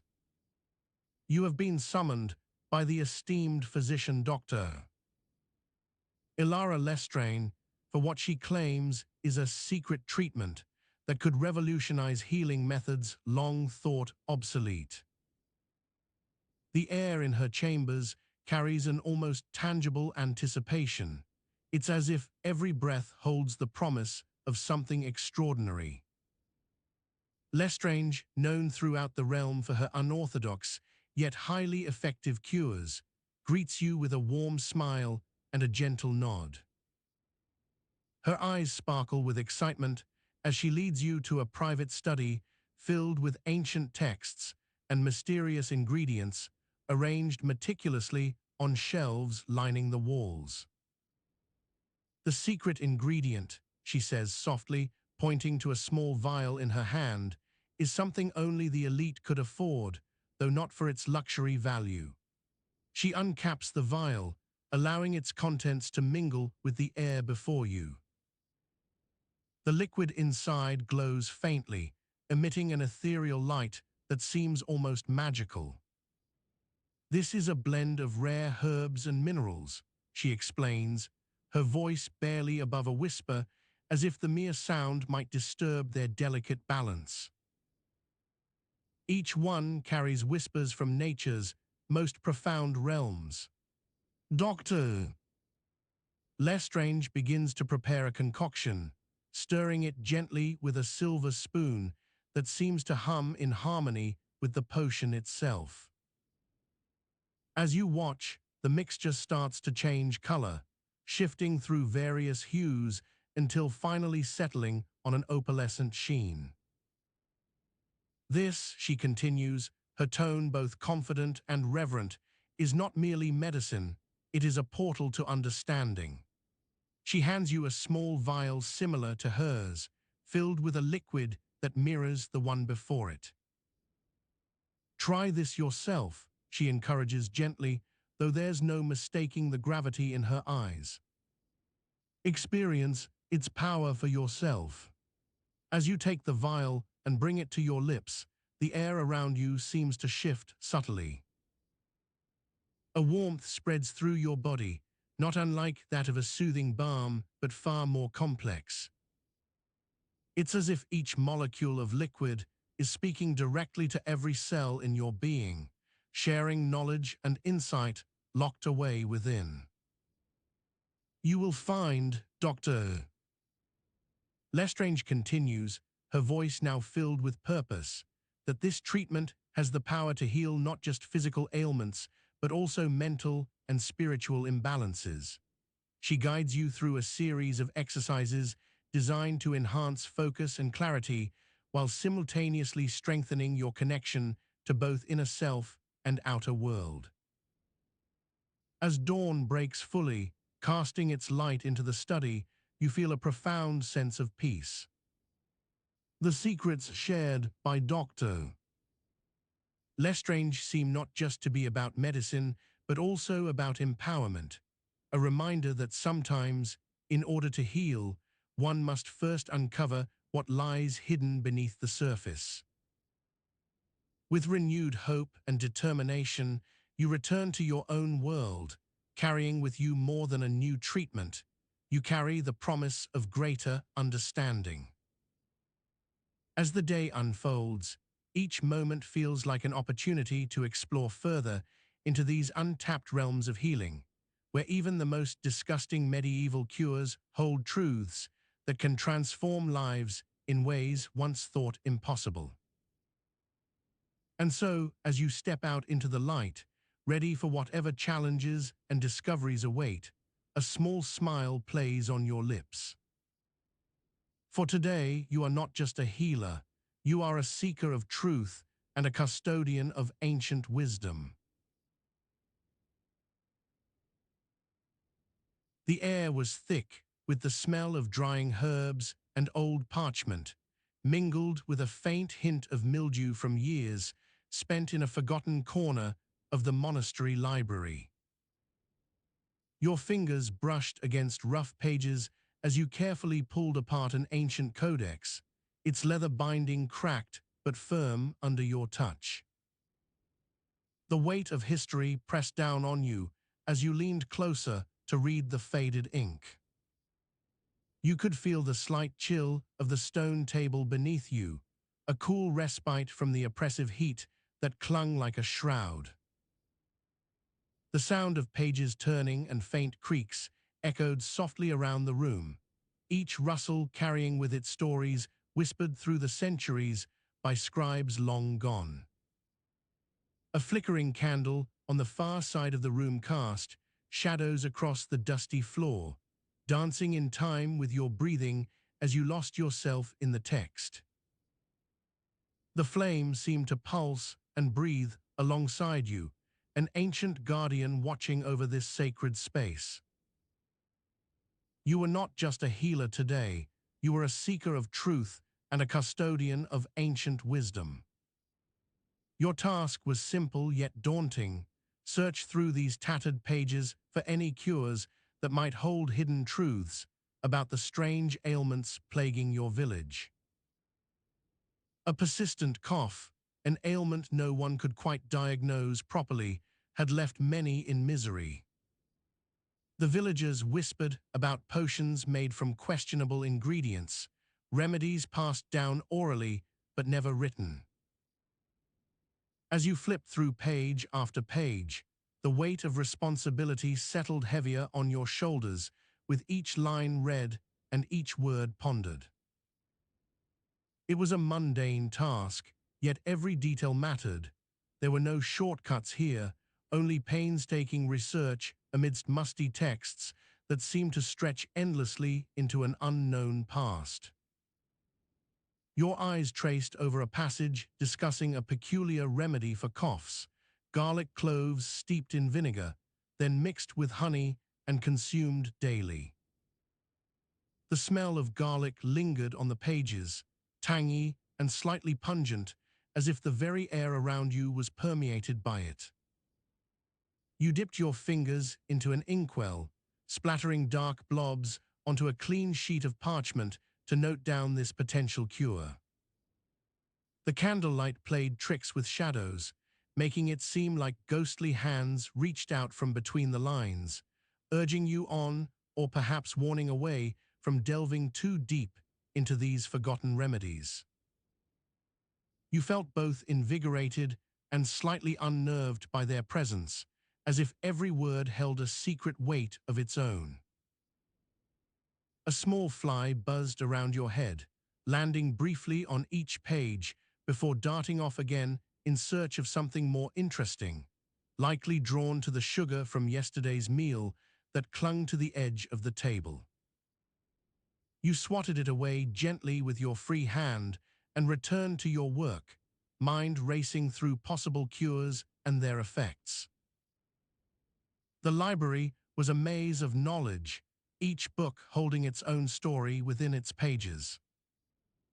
Here, in this quiet corner far from prying eyes, you had been granted access to secrets long forgotten by the world outside.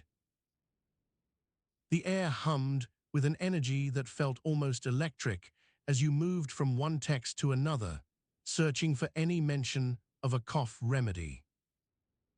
It was here, amidst these musty and ancient books, that you began to uncover truths hidden in plain sight, remedies so simple yet effective they had been overlooked by generations. The weight of history pressed down on your shoulders, urging you onward as you continued to sift through the pages with unwavering determination. As night fell outside, casting long shadows across the room and turning the candlelight into a pale glow, you found yourself drawn deeper still into this world of forgotten cures. Each discovery brought new questions. Each line written in ink held potential answers waiting to be uncovered. For today, you were not just a healer. You were an explorer charting uncharted territories within the vast landscape of medieval knowledge. The fire crackled softly beside you, its warmth seeping into your bones as it cast flickering light across the room. You leaned back in your chair, feeling the cool leather beneath you and the slight creak as you shifted position. The weight of the codex lay heavy on your lap, each page a step closer to understanding the remedies that might heal those suffering. In this quiet sanctuary of forgotten wisdom, the world outside seemed to fade away, replaced by an immersive journey through time and knowledge. Every touch, every breath held meaning in this moment, as you sought not only to alleviate physical ailments, but also to reconnect with a past filled with both challenges and unexpected solutions. As Dom's eyes slowly fluttered open, he found himself in a lush green meadow bathed under a warm sun, surrounded by towering ancient trees with sprawling branches stretching overhead like nature's cathedral. The air was crisp and clean, tinged with an earthy aroma that spoke of untold secrets hidden beneath the surface. A gentle breeze whispered through the leaves, carrying with it distant laughter and lively conversations. In this ethereal realm, time seemed to have no bounds, each second stretched into minutes, allowing Dom ample opportunity to explore his surroundings. He stood up slowly, feeling a newfound strength course through his body. As he moved forward, he noticed that every step left behind a trail of shimmering light, a symbol of the knowledge and experiences being transferred from this realm back to reality. A nearby figure caught his attention. It was a medieval healer, her tunic stained with age but still vibrant in color, holding an array of peculiar instruments and ingredients that looked both familiar and alien at once. She wore a serene expression on her face as she spoke. "Welcome, young Dom. You have come seeking answers for those who are ill. But first, you must understand the true essence of our cures." Dom nodded, his mind racing with questions. The healer gestured toward a small wooden table laden with what looked like everyday items, but held extraordinary significance in this realm. Crushed roots, peculiar stones, and even an intricate glass vial filled with shimmering liquid. "Every remedy we prepare is crafted from the earth itself," she explained as he approached. "Each ingredient tells a story of resilience, ingenuity, and a deep respect for nature's bounty." She pointed to one of the herbs that looked like nothing more than a common mint plant, but had an intricate pattern etched into its stem. "This is wild thyme. It thrives in poor soil conditions, yet remains potent. Its leaves are used not just to flavor dishes, but also to heal wounds and soothe coughs." Dom picked up the herb carefully. It felt surprisingly warm to the touch. The healer continued, "You see, Dom, these cures often come from necessity rather than luxury. In our times, resources were scarce, so every plant was studied for its unique properties." She then moved on to a small glass vial filled with a clear liquid that seemed almost magical in its glow. "This is an extract of yarrow," she said. "Used in poultices and salves, it has antiseptic qualities which can help prevent infections." Dom's fingers trembled slightly as he gingerly picked up the vial. The healer smiled knowingly, her eyes twinkling with a wisdom that spanned centuries. "Every plant, every stone, holds within it not just its physical properties, but also the knowledge and experience of generations who came before us," she continued. "In our time, these remedies were often used out of necessity, when there was no modern medicine available." Dom's mind raced with thoughts, but how did they work? How could such simple ingredients be so effective? The healer smiled gently, her gaze softening as if sensing his uncertainty. "Consider this," she said, pointing to a nearby stream where the water flowed clear and pure. "Just like these plants grow from the soil, healing comes from nurturing what is already present within us." She then gestured towards an old manuscript lying open on another table. Its pages were filled with intricate illustrations and detailed descriptions of various cures. "Here lie the stories of those who discovered such remedies through trial and error," she said. "Each remedy was born out of necessity, crafted to heal not just bodies but souls." Dom picked up a quill and dipped it into an inkwell. As he began tracing patterns on small parchments, he felt a profound sense of connection to the past. With each line drawn, his understanding deepened. As the afternoon wore on, Dom explored more cures, from concoctions for digestive ailments using dandelion leaves and mint oil, to poultices made from bruised garlic and honey that could soothe burns. Each ingredient had a story, each cure a history, woven into a tapestry of human ingenuity and resilience. By the time he returned to his own world, Dom felt not only enlightened, but also inspired. He realized that true healing wasn't just about alleviating physical pain. It was about fostering a deeper connection with oneself and one's environment, a reminder of the strength hidden within us all. Stepping back into reality, Dom found himself standing in front of an old, familiar town square, where people were bustling with activity once again. The world outside had shifted subtly, yet profoundly, his perspective now imbued with new knowledge and understanding. As he made his way home, Dom couldn't help but smile. He knew that the lessons learned here would guide him as he navigated through life's challenges, each decision a step towards healing both body and soul.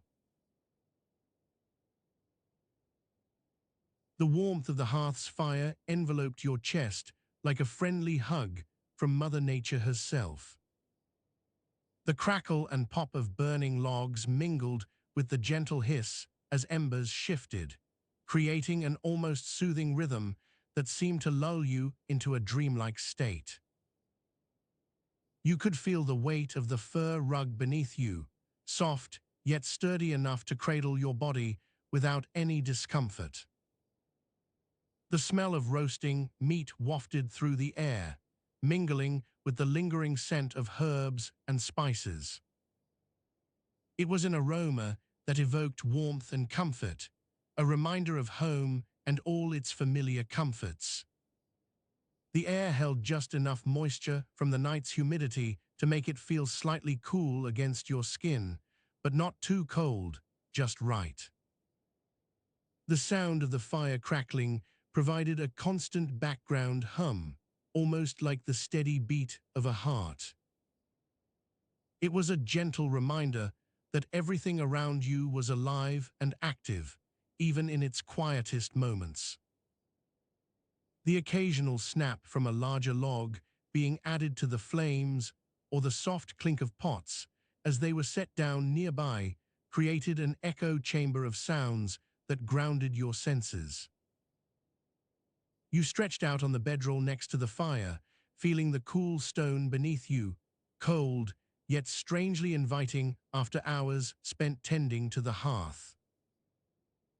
The weight of a blanket was draped over you, its fabric soft and worn, but still capable of providing warmth and security. You wrapped it around yourself tighter, savoring the familiar sensation. The light from the fire cast flickering shadows across the walls, making shapes dance in front of your eyes as you tried to relax into the darkness. The air was heavy with a sense of anticipation, the kind that builds when something important is about to happen but hasn't quite reached its peak yet. You felt it in every fiber of your being. You could hear the distant sounds of others settling down for their evening routine, voices low and sleepy, laughter soft and warm like honey. The silence between those sounds was just as profound, a momentary pause before something new would be added to the mix. It was almost as if everyone around you had been waiting for this exact moment, when the day's work is done and all that remains are dreams. The smell of freshly ground flour caught your attention next, making its way through from outside into the room. It mingled with other odors like old wood smoke and hay, creating a unique blend that was both familiar and comforting. The sound of muffled footsteps approached, someone moving silently towards you, perhaps to share some words before bed. You felt the weight of another blanket being added over yours, a gesture not lost on anyone here. It was almost as if everyone had been preparing for this moment together, knowing exactly how to make it a little bit easier and cozier with each small act of kindness. The air around you began to feel thicker, almost like honey or molasses, sticky yet welcoming. You could hear the soft rustle of fabric from someone moving nearby, perhaps adjusting their own bedding just as carefully. The sound of a wooden bowl being set down softly on a table next to yours echoed through the room, a small but significant moment in time. You felt your body begin to relax further into the warmth and comfort around you. The rhythmic sounds of breathing, your own mingling with those of others, created an almost hypnotic effect, drawing you deeper into the stillness that was rapidly enveloping everything around you. The firelight played across your face in gentle patches, casting a warm glow over your skin. You closed your eyes for just a moment, letting it all wash over you, the warmth, the comfort, the peace, and felt yourself drifting closer to sleep. The weight of exhaustion finally caught up with you as you lay there, content and safe. The world outside began to fade into a quiet darkness, a place where dreams could take root in your mind, where everything was possible and nothing could harm you. You knew that this was just the start. There were more stories waiting beyond these walls, but for now, all you wanted was rest. As you drifted into a deep and peaceful slumber, the world outside the castle walls continued its relentless march through time. The flickering candlelight cast eerie shadows on the stone walls around your bed, as if whispering ancient secrets of old healers and strange remedies. You lay there in a state of half-wakefulness, your mind still lingering between the realms of consciousness and dreams. The first sound you heard was not the usual clanging from the blacksmith's forge or the distant roar of the nearby river. Instead, it was the soft creaking of wooden floorboards as they seemed to groan under their own weight. The silence that followed was almost too much, a void filled only by your labored breathing and the rhythmic ticking of a clock somewhere in the distance. Suddenly, there was movement near you. Something heavy thudded onto the floor beside your bed. You opened an eye just enough to see a shadowy figure slip into view, clad in tattered robes that seemed more suited for a grave than a healing chamber. A lantern flickered on, casting long shadows across the room and illuminating a face hidden behind a veil of graying hair. "Sleep well," whispered the stranger, his voice thick with an unfamiliar accent. "The nightmares will come soon enough." Before you could process what was happening, he was gone as silently as he had arrived, leaving only the lantern light to illuminate your bed and the faint scent of herbs that seemed almost tangible in the air. You lay there for a moment longer, trying to make sense of it all. But before long, sleep claimed you once more, this time accompanied by vivid dreams. In one dream, you found yourself standing amidst a dense forest of towering trees, their leaves shimmering with an iridescent glow that defied the night. A voice echoed through the woods, calling your name in tones both familiar and distant. "Seek me out," it whispered. "Find the truth behind these walls." As abruptly as they had begun, the dreams ended, leaving you feeling restless and uneasy when you finally awoke, with the first light of dawn seeping into the room. You stretched, blinking away the remnants of sleep from your eyes, to find that you were no longer in bed, but instead sitting upright on a stone bench by an open window. Beyond the glass, the world outside seemed almost normal, birds chirping and children laughing playfully as they frolicked through fields of green. But something was different. There was a sense of urgency in the air, carried by the scent of rain-laden earth that clung to everything. You looked down at your hands, noticing how pale they were compared to their usual ruddy tone. "Breakfast awaits you," said a voice behind you, causing you to jump slightly as you turned to see a servant girl standing in the doorway with a tray laden with food. "The master insists." As she placed the tray on the bench beside you and stepped back, you noticed that her eyes were filled with concern, though she did not speak further. You picked up one of the crusty loaves of bread offered to you and took a tentative bite. It was stale, almost burnt at the edges, unappetizing in every sense. As you chewed slowly, your mind wandered back to that mysterious figure who had visited you during the night. Could he have been a healer? A dreamer like yourself? The thought brought with it another wave of unease. In this world, where even the simplest acts seemed fraught with danger, how could one possibly trust anyone, not even those in positions of power or authority?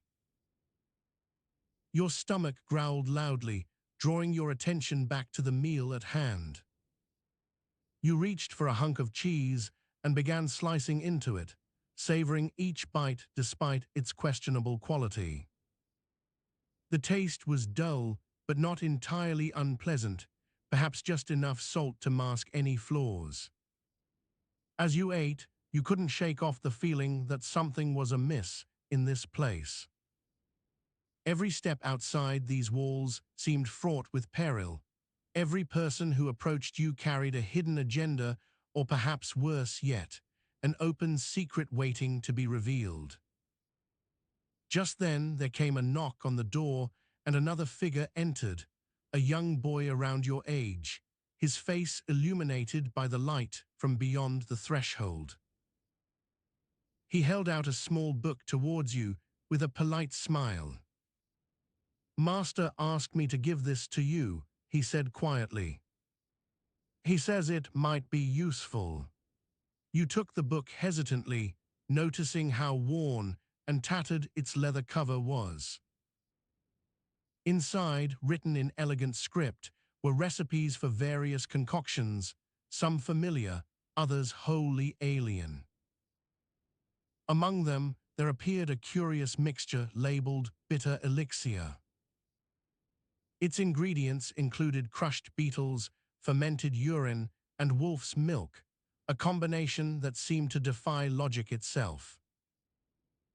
You looked up at the boy who stood before you, his eyes wide with expectation. "Do you know what this is?" you asked softly. He nodded eagerly. "It's said to cure almost anything," he replied excitedly. "The master swears by it." Your gaze flicked back down to the book, where a note was scrawled in ink at the bottom of the page. "To survive here, you must learn to trust your instincts and question everything." With that warning echoing through your mind like a mantra, you set aside the book and finished your breakfast quickly. The boy lingered for only a moment longer before leaving with another boss. As he disappeared from sight, you found yourself contemplating the strange events of the night. How could someone who appeared so ordinary possess such dark knowledge? And what did this all mean in the grand scheme of things? The castle walls surrounded you now like an impenetrable fortress, but within them lay secrets waiting to be uncovered. Secrets that might hold the key to survival, or perhaps death itself. You stood up from your seat and walked towards a nearby window, watching as the sun rose higher into the sky, casting its golden light over the rolling hills beyond the castle walls. The world outside seemed so peaceful compared to what lay hidden within these ancient stone structures. But as you gazed out at it all, something nagged at the back of your mind, a feeling that beneath this veneer of normalcy, a darker truth waited to be discovered. And with every step towards uncovering those truths, there was one constant reminder. In this medieval world, nothing was what it seemed. Not even the simplest meal could go without lurking dangers and hidden meanings.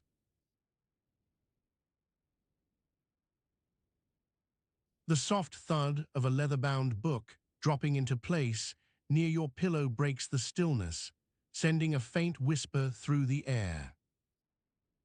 The scent of aged parchment and something musty clings to it like an old friend. You feel its weight in your hands, heavy with history, as you set aside this volume of medieval remedies. Your fingers trace over the leather spine, worn smooth by countless nights spent poring over ancient cures. The room is quiet now, save for the distant hush of wind rustling through a nearby tree. The air carries the faintest hint of pine and earth, grounding your senses in this peaceful moment. You sit back on the wooden chair, letting it cradle you as if preparing to rock gently with time itself. A warm fire crackles softly from the hearth, casting long shadows across the walls. The flames dance hypnotically, flickering like tiny stars held captive by a ceiling of stone and timbers. The glow gives everything an ethereal quality. Shadows twist into fantastical shapes that seem to stretch out just beyond reach. You wrap your hands around the mug on the table beside you, feeling its warmth seep through the ceramic. Steam rises in faint puffs from the liquid within, a blend of herbs and honey, a comfort for tired eyes and weary souls. You take another sip, savoring the bitterness that gives way to sweetness as it slides down your throat. Outside, the night is thick with silence, broken only by the occasional hoot of an owl or the distant clank of metal somewhere in the castle's depths. The world beyond feels vast and unknowable, but here, within these walls, you are safe from all that lies outside. Your thoughts drift back to the book, the record keepers who once filled its pages with their knowledge, now silenced by time itself. What if they had known more? More than just the remedies, perhaps even a cure for this weary feeling, this constant ache of exhaustion at the end of each long day. You ponder what it might have been like to be one of them, a scribe or an apothecary tasked with preserving life's secrets. The weight in your hands reminds you of their burden and the labor that went into every line they wrote. Each remedy a small victory over nature's cruelty. Yet even as you marvel at this past, you realize it is not so different from now. You too are carrying on the torch of knowledge, albeit with different tools and methods. The records may be silent, but their wisdom still echoes through your work, each ingredient measured carefully, each patient tended to with empathy and care. A small candle flickers nearby, casting a steady light that reveals the faint lines around your eyes and the weary curve of your shoulders after hours spent studying these old texts. You feel a pang of guilt for leaving them behind in their study, but you know they were always meant to be shared, not locked away where no one could find. The mug feels heavy now, holding more than just herbal tea, its warmth a balm against the cold creeping from outside. You set it down carefully on the table, watching as its contents slowly cool under the fire's glow. Your eyes wander over the room, the familiar contours of your study almost comforting in their familiarity. The wooden desk you've spent countless hours at, the tapestry hanging above that depicts a world both strange and yet so much like this one. You see yourself here again tomorrow, same struggles, same hopes. As if sensing your thoughts, the fire crackles louder, drawing your gaze back to its dancing flames. For a moment, you imagine stepping into those flickers, walking through them until they lead you to another age where you could ask questions and receive answers. But when you reach out a hand, it merely brushes against warmth, a reminder that this is enough.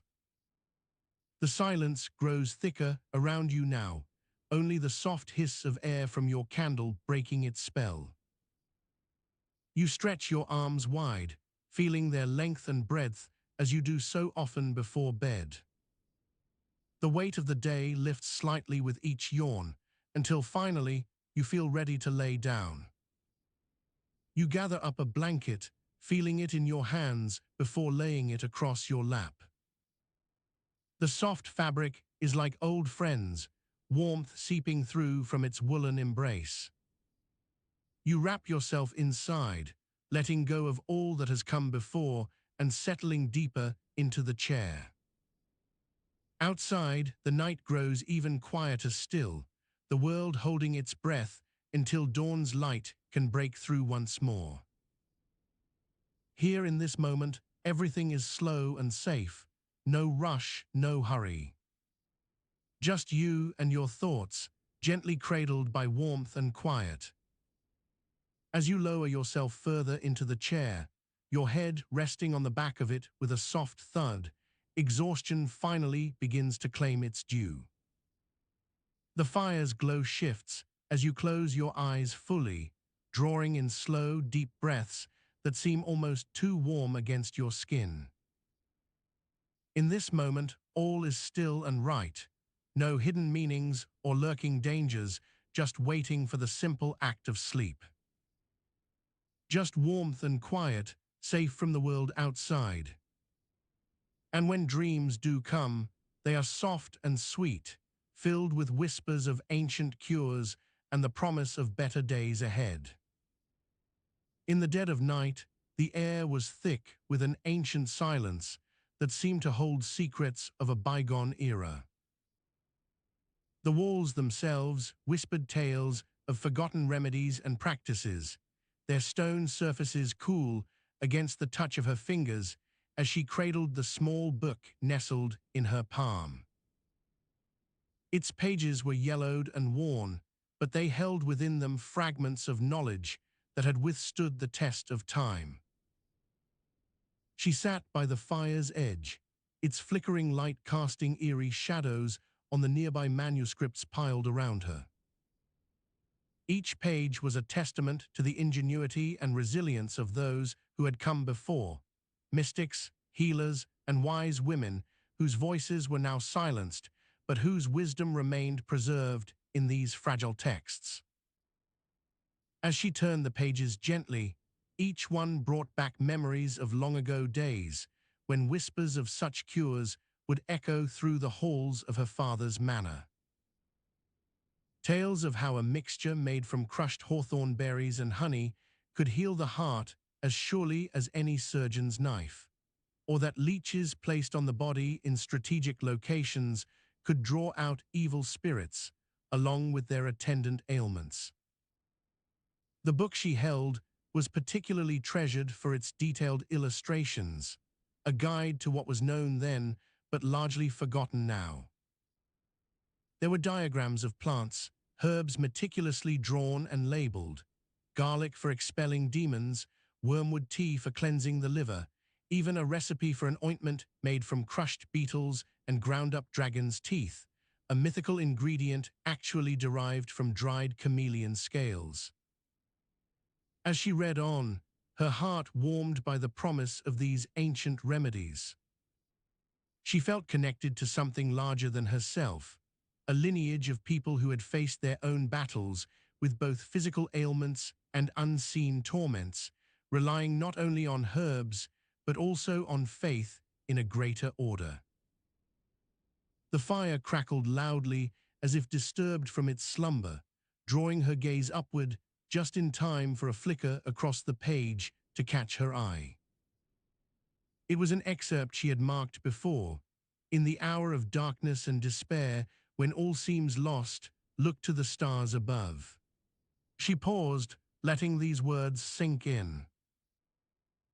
The night sky outside was clear, dotted with countless points of light that seemed almost alive, each one a whisper of hope and guidance. It made her think of how even the most mundane cures were imbued with meaning far beyond their simple formulas. As she lay down on the makeshift bed, the warmth from the fire slowly seeping into her bones, she felt a profound sense of peace wash over her. The book was placed beside her pillow, its pages closed but not forgotten. In this moment, surrounded by the remnants of past knowledge and future possibilities, she drifted off to sleep with a newfound determination. In dreams, she found herself floating among those ancient stars, their light guiding her through a labyrinthine path towards understanding and acceptance. Each step was marked by the echoes of whispered advice from long-dead sages: take nothing at face value, listen closely for truths hidden in plain sight, and always seek solace in the company of others. When she woke with the first light of dawn, there were no regrets or lingering doubts about her journey. The night had been a pivotal moment, not just because it offered insight into medieval cures that actually worked, but also because it reminded her of what truly mattered: the power of knowledge, community, and resilience in the face of adversity. With renewed vigor, she set out to explore more of these forgotten remedies, eager to uncover their secrets and share them with those who needed them most. For today was not just another day. It marked a turning point on her path towards healing both body and soul, truly understanding that even the most disgusting medieval cures could sometimes be among the most effective. The weight of an old leather-bound book presses into your palm like a familiar friend. Its scent, musty yet comforting, is reminiscent of countless nights spent reading by candlelight, the flame flickering just enough to cast shadows on the pages as you turn them slowly. You sit in front of the fireplace, its warm glow bathing everything in amber light that seems almost magical tonight. The air is heavy with the faint aroma of roasting chestnuts and spiced wine, a lingering afterglow from an evening's feast. The fire crackles softly beside you, sending lazy sparks into the hearth as if they were telling stories of their own. A small silver mug rests in your other hand, its handle cool against your skin despite the warmth around it. You reach for the book again, pulling out a sheet of parchment that seems to have been waiting just for this moment. The smooth surface invites you to trace over the letters with your finger, each word feeling like a step forward into another world. You start to read aloud, your voice gentle and calm, as if trying not to disturb any slumbering spirits. Upon careful examination of the excavation site in the village of Westfield, archaeologists uncovered several intriguing artifacts that initially seemed mundane but bore closer inspection. The weight of the book feels reassuringly solid against your lap. You wrap a blanket around yourself, its soft texture providing an almost comforting barrier between you and the chill creeping up from beneath the rushes on the floor. Among these were various medicinal implements, ancient mortars, pestles, and surgical tools that hinted at the sophisticated medical practices of medieval times. The sound of distant church bells tolling for evening prayers mingles with the gentle hum of conversation in the adjoining chamber. The rhythmic ticking of a nearby clock chimes softly every quarter hour, marking time as it passes. The artifacts bore inscriptions detailing their use and origin, each one providing a glimpse into the daily lives of those who had lived centuries before. The fire's light dances across your face, casting deep shadows that play tricks on your vision. The warmth seeps through to your bones, easing any lingering tension from the day away. However, you continue, it was not until a young apprentice archaeologist named Eliza took an interest in one of these tools, a peculiar-looking horn, did anything truly strange come to light. Eliza's laughter echoes faintly, as if she were telling this story to another over hot chocolate. The memory is warm and comforting, drawing you deeper into the narrative. The horn appeared ordinary enough at first glance, Eliza's voice says in your mind, but upon closer inspection, your own eyes follow a line of text that describes the tool's intricate carvings, the swirling patterns depicting what could be vines or even snakes. The descriptions paint vivid pictures within your imagination, each detail adding layers to the object. Carved into its surface were symbols and markings unlike anything seen before, you read aloud, tracing over them with a finger. These seem to suggest some kind of ritualistic use, perhaps in conjunction with herbal remedies. The book's pages feel like soft leather under your fingertips, as if they have absorbed years of wear from countless hands. The smell of old ink and paper lingers, grounding the story in reality. It wasn't until Eliza decided to mix a concoction using ingredients listed on one of the inscriptions that anything truly remarkable happened, you continue.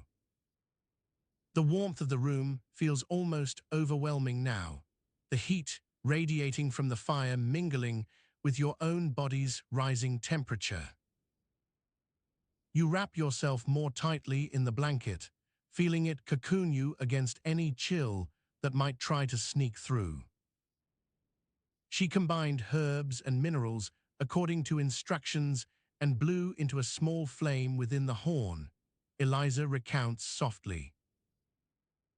And then what? You prompt gently, your voice barely above a whisper, as if asking someone who is nearly asleep beside you in bed. A strange sensation filled the air, an almost tangible energy that seemed both comforting and unsettling at once. The fire's light flickers more strongly now, casting long shadows across the room. The sound of breathing around you grows softer, deeper, as if everyone else has drifted off too. The horn itself hummed with a life of its own, Eliza describes vividly. It seemed almost alive in that moment.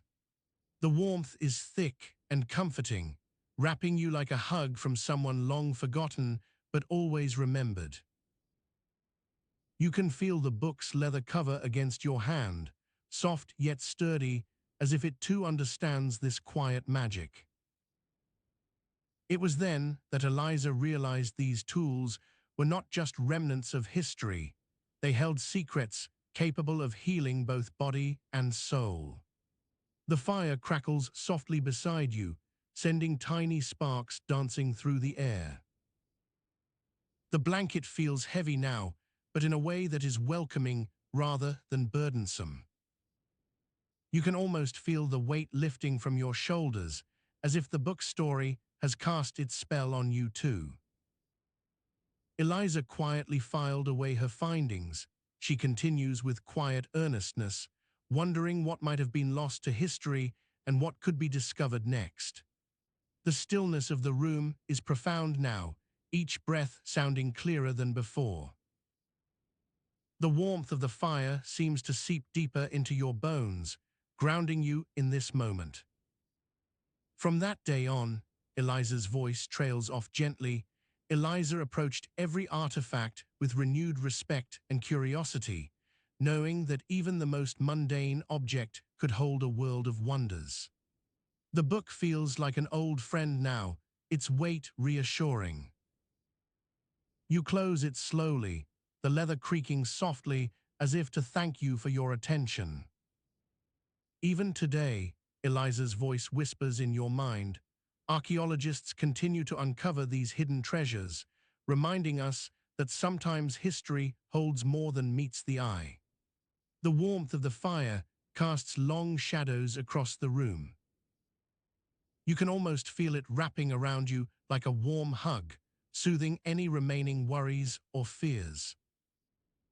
Perhaps, Eliza's voice continues softly, these cures worked because they were so deeply rooted in tradition and ritual, offering more than just physical healing. The air feels heavy with the weight of this revelation. The blanket still holds your body close, as if it understands that you need to be cocooned within its warmth. Tonight, Eliza's voice fades into a gentle lullaby. You are safe in the knowledge that even those most disgusting medieval cures could sometimes hold magic. The fire crackles softly beside you, sending tiny sparks dancing through the air. The stillness of the room is profound now, each breath sounding clearer than before. Sleep well, Eliza's voice whispers gently, for tomorrow will bring new adventures and stories to uncover. Always remember that even history holds its own secrets. The warmth seeps deeply into your bones as you close your eyes, feeling the gentle lull of the fire. The blanket stills around you like a warm hug, wrapping you in quiet comfort. Good night, Eliza's voice murmurs softly, until our next adventure together. In the quiet of night, as you lay there, lost in thoughts that wove themselves into dreams, Eliza's whispered goodnight echoed through your mind like a gentle lullaby. The flickering flames cast shadows on the walls, dancing and weaving tales with each spark. Your body relaxed completely, and for a moment you felt almost weightless, as if suspended between wakefulness and sleep. When dawn finally crept in through the tiny window, casting golden rays across your face, Eliza was already up, her presence a comforting reminder of the reality that lay beyond this cozy haven. She slipped out quietly with a soft promise to return soon. The day promised adventure, but for now you were content to linger on the edge of sleep. The journey back began as an ordinary walk through familiar streets lined with ancient stone buildings. However, the air was thick with anticipation, each step echoing in your mind like the ticking of a clock, counting down to something significant. As you approached the large wooden door of what appeared to be a hidden study, Eliza hesitated before stepping inside. The room was dimly lit by an oil lamp on the far wall, casting long shadows that danced across the musty books lining the shelves. Dust motes floated in the air as if caught between waking and sleeping, mirroring your own state of mind. A heavy wooden desk stood at the center, cluttered with scrolls, inkwells, and a curious assortment of artifacts, bones, herbs, and strange jars filled with liquids that shimmered under the dim light. Eliza moved to sit behind the desk, her fingers brushing against an old leather-bound book as she turned its pages. "You see," she began, her voice low but clear, "what we found here is truly fascinating." She pointed at a section where several documents were laid out in neat order. Each page was filled with meticulous notes and diagrams of various ailments paired with their medieval remedies. The first remedy detailed an ointment made from ground-up lizard skin mixed with honey and olive oil, purported to treat wounds that refused to heal. Eliza frowned as she read aloud. A plaster composed thus: take 1 pound of crushed dried lizard skins, mix it thoroughly with a pint of the finest honey and half a gallon of pure olive oil. Apply generously over clean cloth and apply directly to the wound. You blinked, trying to process this information. Lizard skin, honey, olive oil. It seemed absurd on its surface, but perhaps there was something to be learned from it after all. Next came an elixir crafted from crushed leeches, used for treating headaches and fevers. To cure a headache, take 1 leech, crush it thoroughly in the palm of your hand with salt and vinegar. Mix this paste with equal parts water and apply directly to the forehead until the pain subsides. The idea made you cringe slightly, but also intrigued. Many of these remedies, Eliza continued, were based on what was available locally at the time. Lizards were common in medieval times, as were leeches, so their use makes sense from a practical standpoint. She paused and looked up, her eyes meeting yours. But let's not forget, this is history. They believed different things back then. You nodded slowly, absorbing this new perspective on the past. Medicine had evolved significantly since those days, yet there was much to be gleaned from these ancient practices. Perhaps what seemed disgusting or barbaric at first glance held some merit under closer inspection. As you pored over more pages, each remedy revealed a different aspect of medieval life: what people believed about health and healing, their relationship with nature, even the superstitions woven into everyday medical care. One particular section detailed an unusual treatment for toothache. To relieve pain in one's teeth, take a live snake, place it between your legs so that its tail touches where you feel discomfort. The image painted by these words was both revolting and strangely compelling. Eliza sighed softly as she closed the book. So many of them, she said, her voice distant yet filled with a quiet reverence for what they had uncovered. These cures worked despite, or perhaps because, they seemed so off-putting to us today. You nodded in agreement.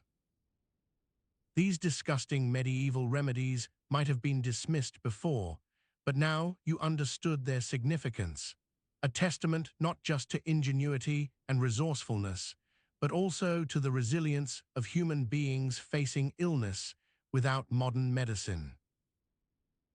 As dawn broke fully outside, casting long shadows through the study window, both you and Eliza knew that this was only a beginning. There were more secrets hidden away in these pages, waiting to be uncovered, each one telling its own story from another time.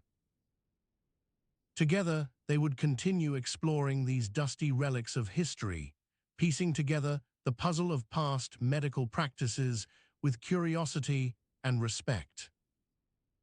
Outside, the world stirred back into life, but for now, you both remained suspended between wakefulness and sleep, a moment captured in time where knowledge was power and every page held potential to change your understanding.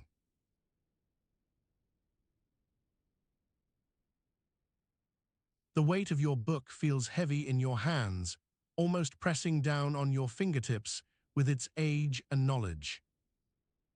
The pages are thick and slightly yellowed from years of being held and read over countless nights like this one.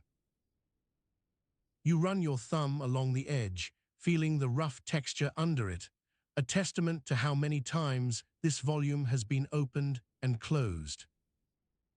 The air in the room is cool but not cold, a comfortable temperature that makes you feel settled and secure. The fire crackles softly nearby, casting flickering shadows over everything around you. You can hear its steady rhythm, almost like a heartbeat, creating a soothing lullaby against the soft sounds of the night outside. The smell of old books fills your nostrils, musty but not unpleasant. It's more like a warm embrace from the past. The scent is familiar and comforting, a reminder that you are exactly where you need to be, surrounded by stories waiting to unfold their secrets at any moment. You flip through the pages slowly, each one lifting with barely perceptible resistance. A faint whisper of dust dances in your peripheral vision, drawn upwards by the heat of the fire. The room is quiet enough for even this subtle movement to be noticed, a soft blur against the darkness that surrounds it. Your eyes scan down the lines of text, but you don't really read them anymore. Instead, they are more like placeholders, holding places in your mind where memories and stories could reside once again if needed. The words themselves seem less important than the emotions they evoke, like a shadow play of what life must have been like back then. The leather binding creaks slightly as you turn another page, an almost audible sigh that resonates through the room. It's not meant to be heard by anyone but you. It's part of this ritual, this act of connection with the past that feels intimate and private. Outside, the world has long since stirred back into life. Birds are singing their morning songs. A faint breeze carries the distant sound of people waking up and getting ready for another day filled with work and toil. But here, in your little sanctuary, you remain suspended between wakefulness and sleep, a moment captured in time where knowledge is power, and every page holds potential to change your understanding. You let out a soft sigh, feeling the weight of this book settling into place once more as if it were part of the very fabric of the room. The fire continues its steady rhythm, almost like a heartbeat against the silence that surrounds you. You close the book carefully, placing it back on the table with the same deliberation and care that came from years of handling such ancient tomes. You stretch your arms out slowly, feeling the muscles in your shoulders ease as if they've been holding up this heavy burden for far too long. The warmth of the fire seems to seep into every fiber of your being, a gentle embrace that promises rest after a day well spent amidst these old texts and forgotten remedies. The weight you felt earlier of knowledge, of responsibility, of carrying the past, seems to lift slightly as if it were part of a dream. You lean back in your chair, letting yourself relax into this moment of stillness. The firelight dances over your face, casting soft shadows that add depth and texture to the features you can barely make out. You close your eyes for just a second, feeling a small smile tug at the corners, as if some unseen force has granted you permission to let go for just these few precious moments. When you open them again, everything seems clearer, more focused somehow, as though all that weight and tension from earlier had been a dream too. The fire crackles softly once more, its rhythm almost like a lullaby, urging you closer to sleep. The air in the room remains cool but comforting. It's neither hot nor cold enough to disturb your slumber. You draw in a deep breath of that familiar scent, the smell of old books and warm wood, and let out an even deeper exhale. Outside, dawn is just beginning its slow rise, casting pale light through the windows and onto the pages of this ancient book where you left off so long ago. For now, though, all you need to focus on are these small moments, this quiet stillness, the warmth of the fire, and the promise that tomorrow will bring a new chapter to explore. You lay down your pen gently, feeling its weight shift from hand to wrist, as if it were bidding farewell too. The chair creaks softly under your weight as you lower yourself into a more comfortable position, more like lying than sitting now. You pull the thick blanket closer around you, wrapping yourself in layers of warmth that seem almost impenetrable against the cool night air. The firelight casts long shadows over everything it touches. Even the books on the shelf behind you appear as if they're part of some shadowy play being acted out before your eyes. You can see the reflection of the flames dancing across their spines, giving them an almost spectral quality that makes them look less like physical objects and more like extensions of the light itself. As you settle in for what promises to be a long night, or perhaps even longer, of reading these ancient remedies, you find yourself drawn into a world where every leaf and flower might hold healing properties unknown or forgotten by modern times. You can almost feel the pulse of life within them, pulsing through your own body as if they were alive too. The room feels more like an extension of yourself than just walls and furniture anymore. It's filled with memories and stories that have become a part of who you are. This isn't just knowledge, it is something far deeper, something that has been passed down through generations and now belongs to you in this moment of quiet reflection. You lean your head back against the cushioned chair, feeling its softness beneath your scalp, as if it were welcoming you home after a long journey. The fire continues its gentle rhythm, almost like a lullaby, and slowly but surely you feel yourself drifting closer and closer to sleep. Each breath you take is deep and slow, almost deliberate in their effort to release any last traces of wakefulness. Outside, the world outside grows quieter still as dawn draws nearer.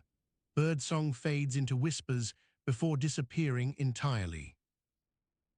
The only sounds now are those inside this small room, a soft crackle from the fire, occasional creaks from the furniture, and your own quiet breathing.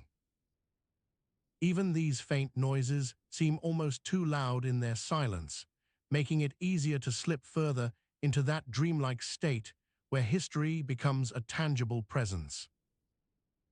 The blanket around you feels heavy with the weight of all those stories and secrets held within its fibers. It's as if each thread carries a piece of this forgotten world on them. You snuggle deeper beneath it, feeling safe and secure in this cocoon of warmth and knowledge.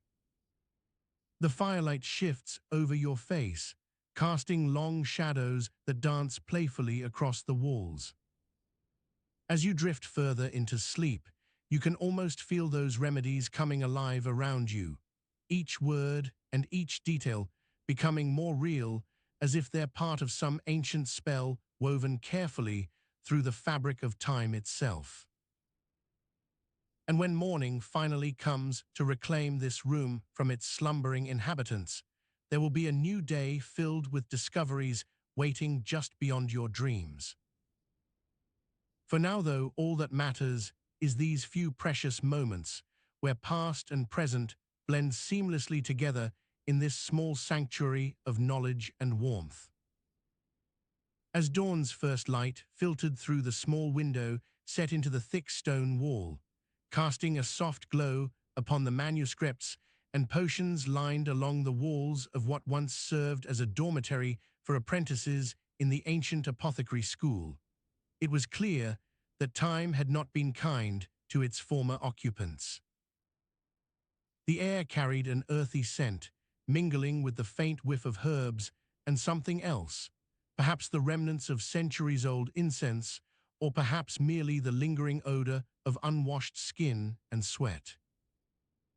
Elsie, a young apprentice with dark hair tied back into a practical braid, stirred from her slumber. Her roommates lay still beside her, their faces partially hidden by blankets that had long since lost any semblance of tidiness. With deliberate movements, she rose to stretch, the wooden floor creaking beneath her feet as if protesting each step.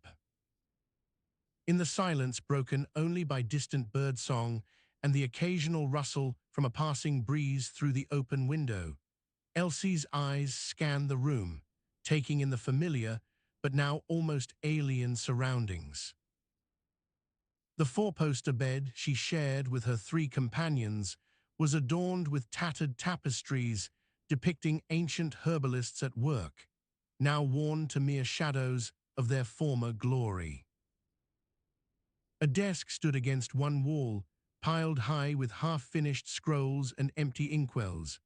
A single chair sat in the corner by a small fireplace that had long since lost its warmth.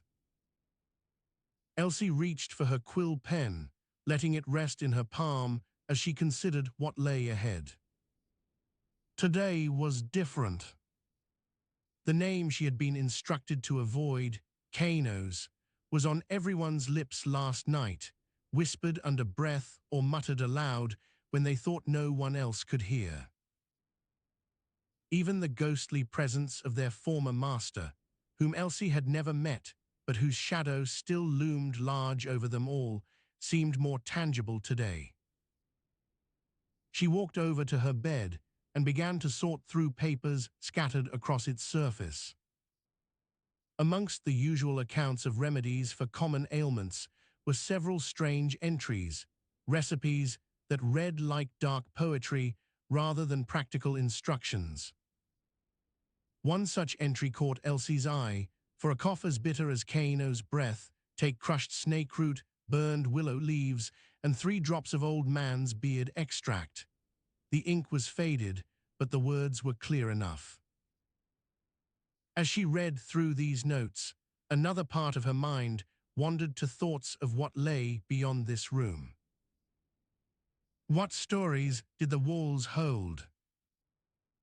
How many secrets had been shared in this space before it became a forgotten relic?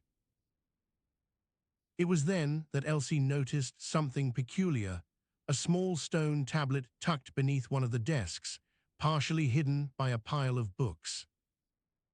Curiosity piqued, she carefully lifted the tablet and found it inscribed with an ancient script. Translating the text from memory, a skill honed through years of study, she read aloud, "In times of trial, seek wisdom in silence." The words echoed softly within her mind, as if speaking to a part of herself that had been long dormant. Wisdom in silence, Elsie repeated to herself. It was an odd phrase, almost paradoxical given the bustling nature of life here once upon a time. Yet it resonated with something deep inside, something that perhaps only came alive when all seemed lost, and there were no answers left but those within oneself. As she placed the tablet back in its hiding spot and began to organize her notes for today's lesson, Elsie felt an unexpected surge of determination. Today would not be just another day. It was a step towards understanding the true nature of their past and perhaps even finding a way forward. For now, though, all that mattered were these few precious moments where the blend between past and present seemed almost seamless in this small sanctuary of knowledge and warmth. Outside, the world stirred with new life as dawn fully broke over the horizon, painting everything in hues of gold and crimson. Inside, Elsie felt a shift, a subtle but undeniable change, and knew that today would hold more than she dared to hope for in her wildest dreams.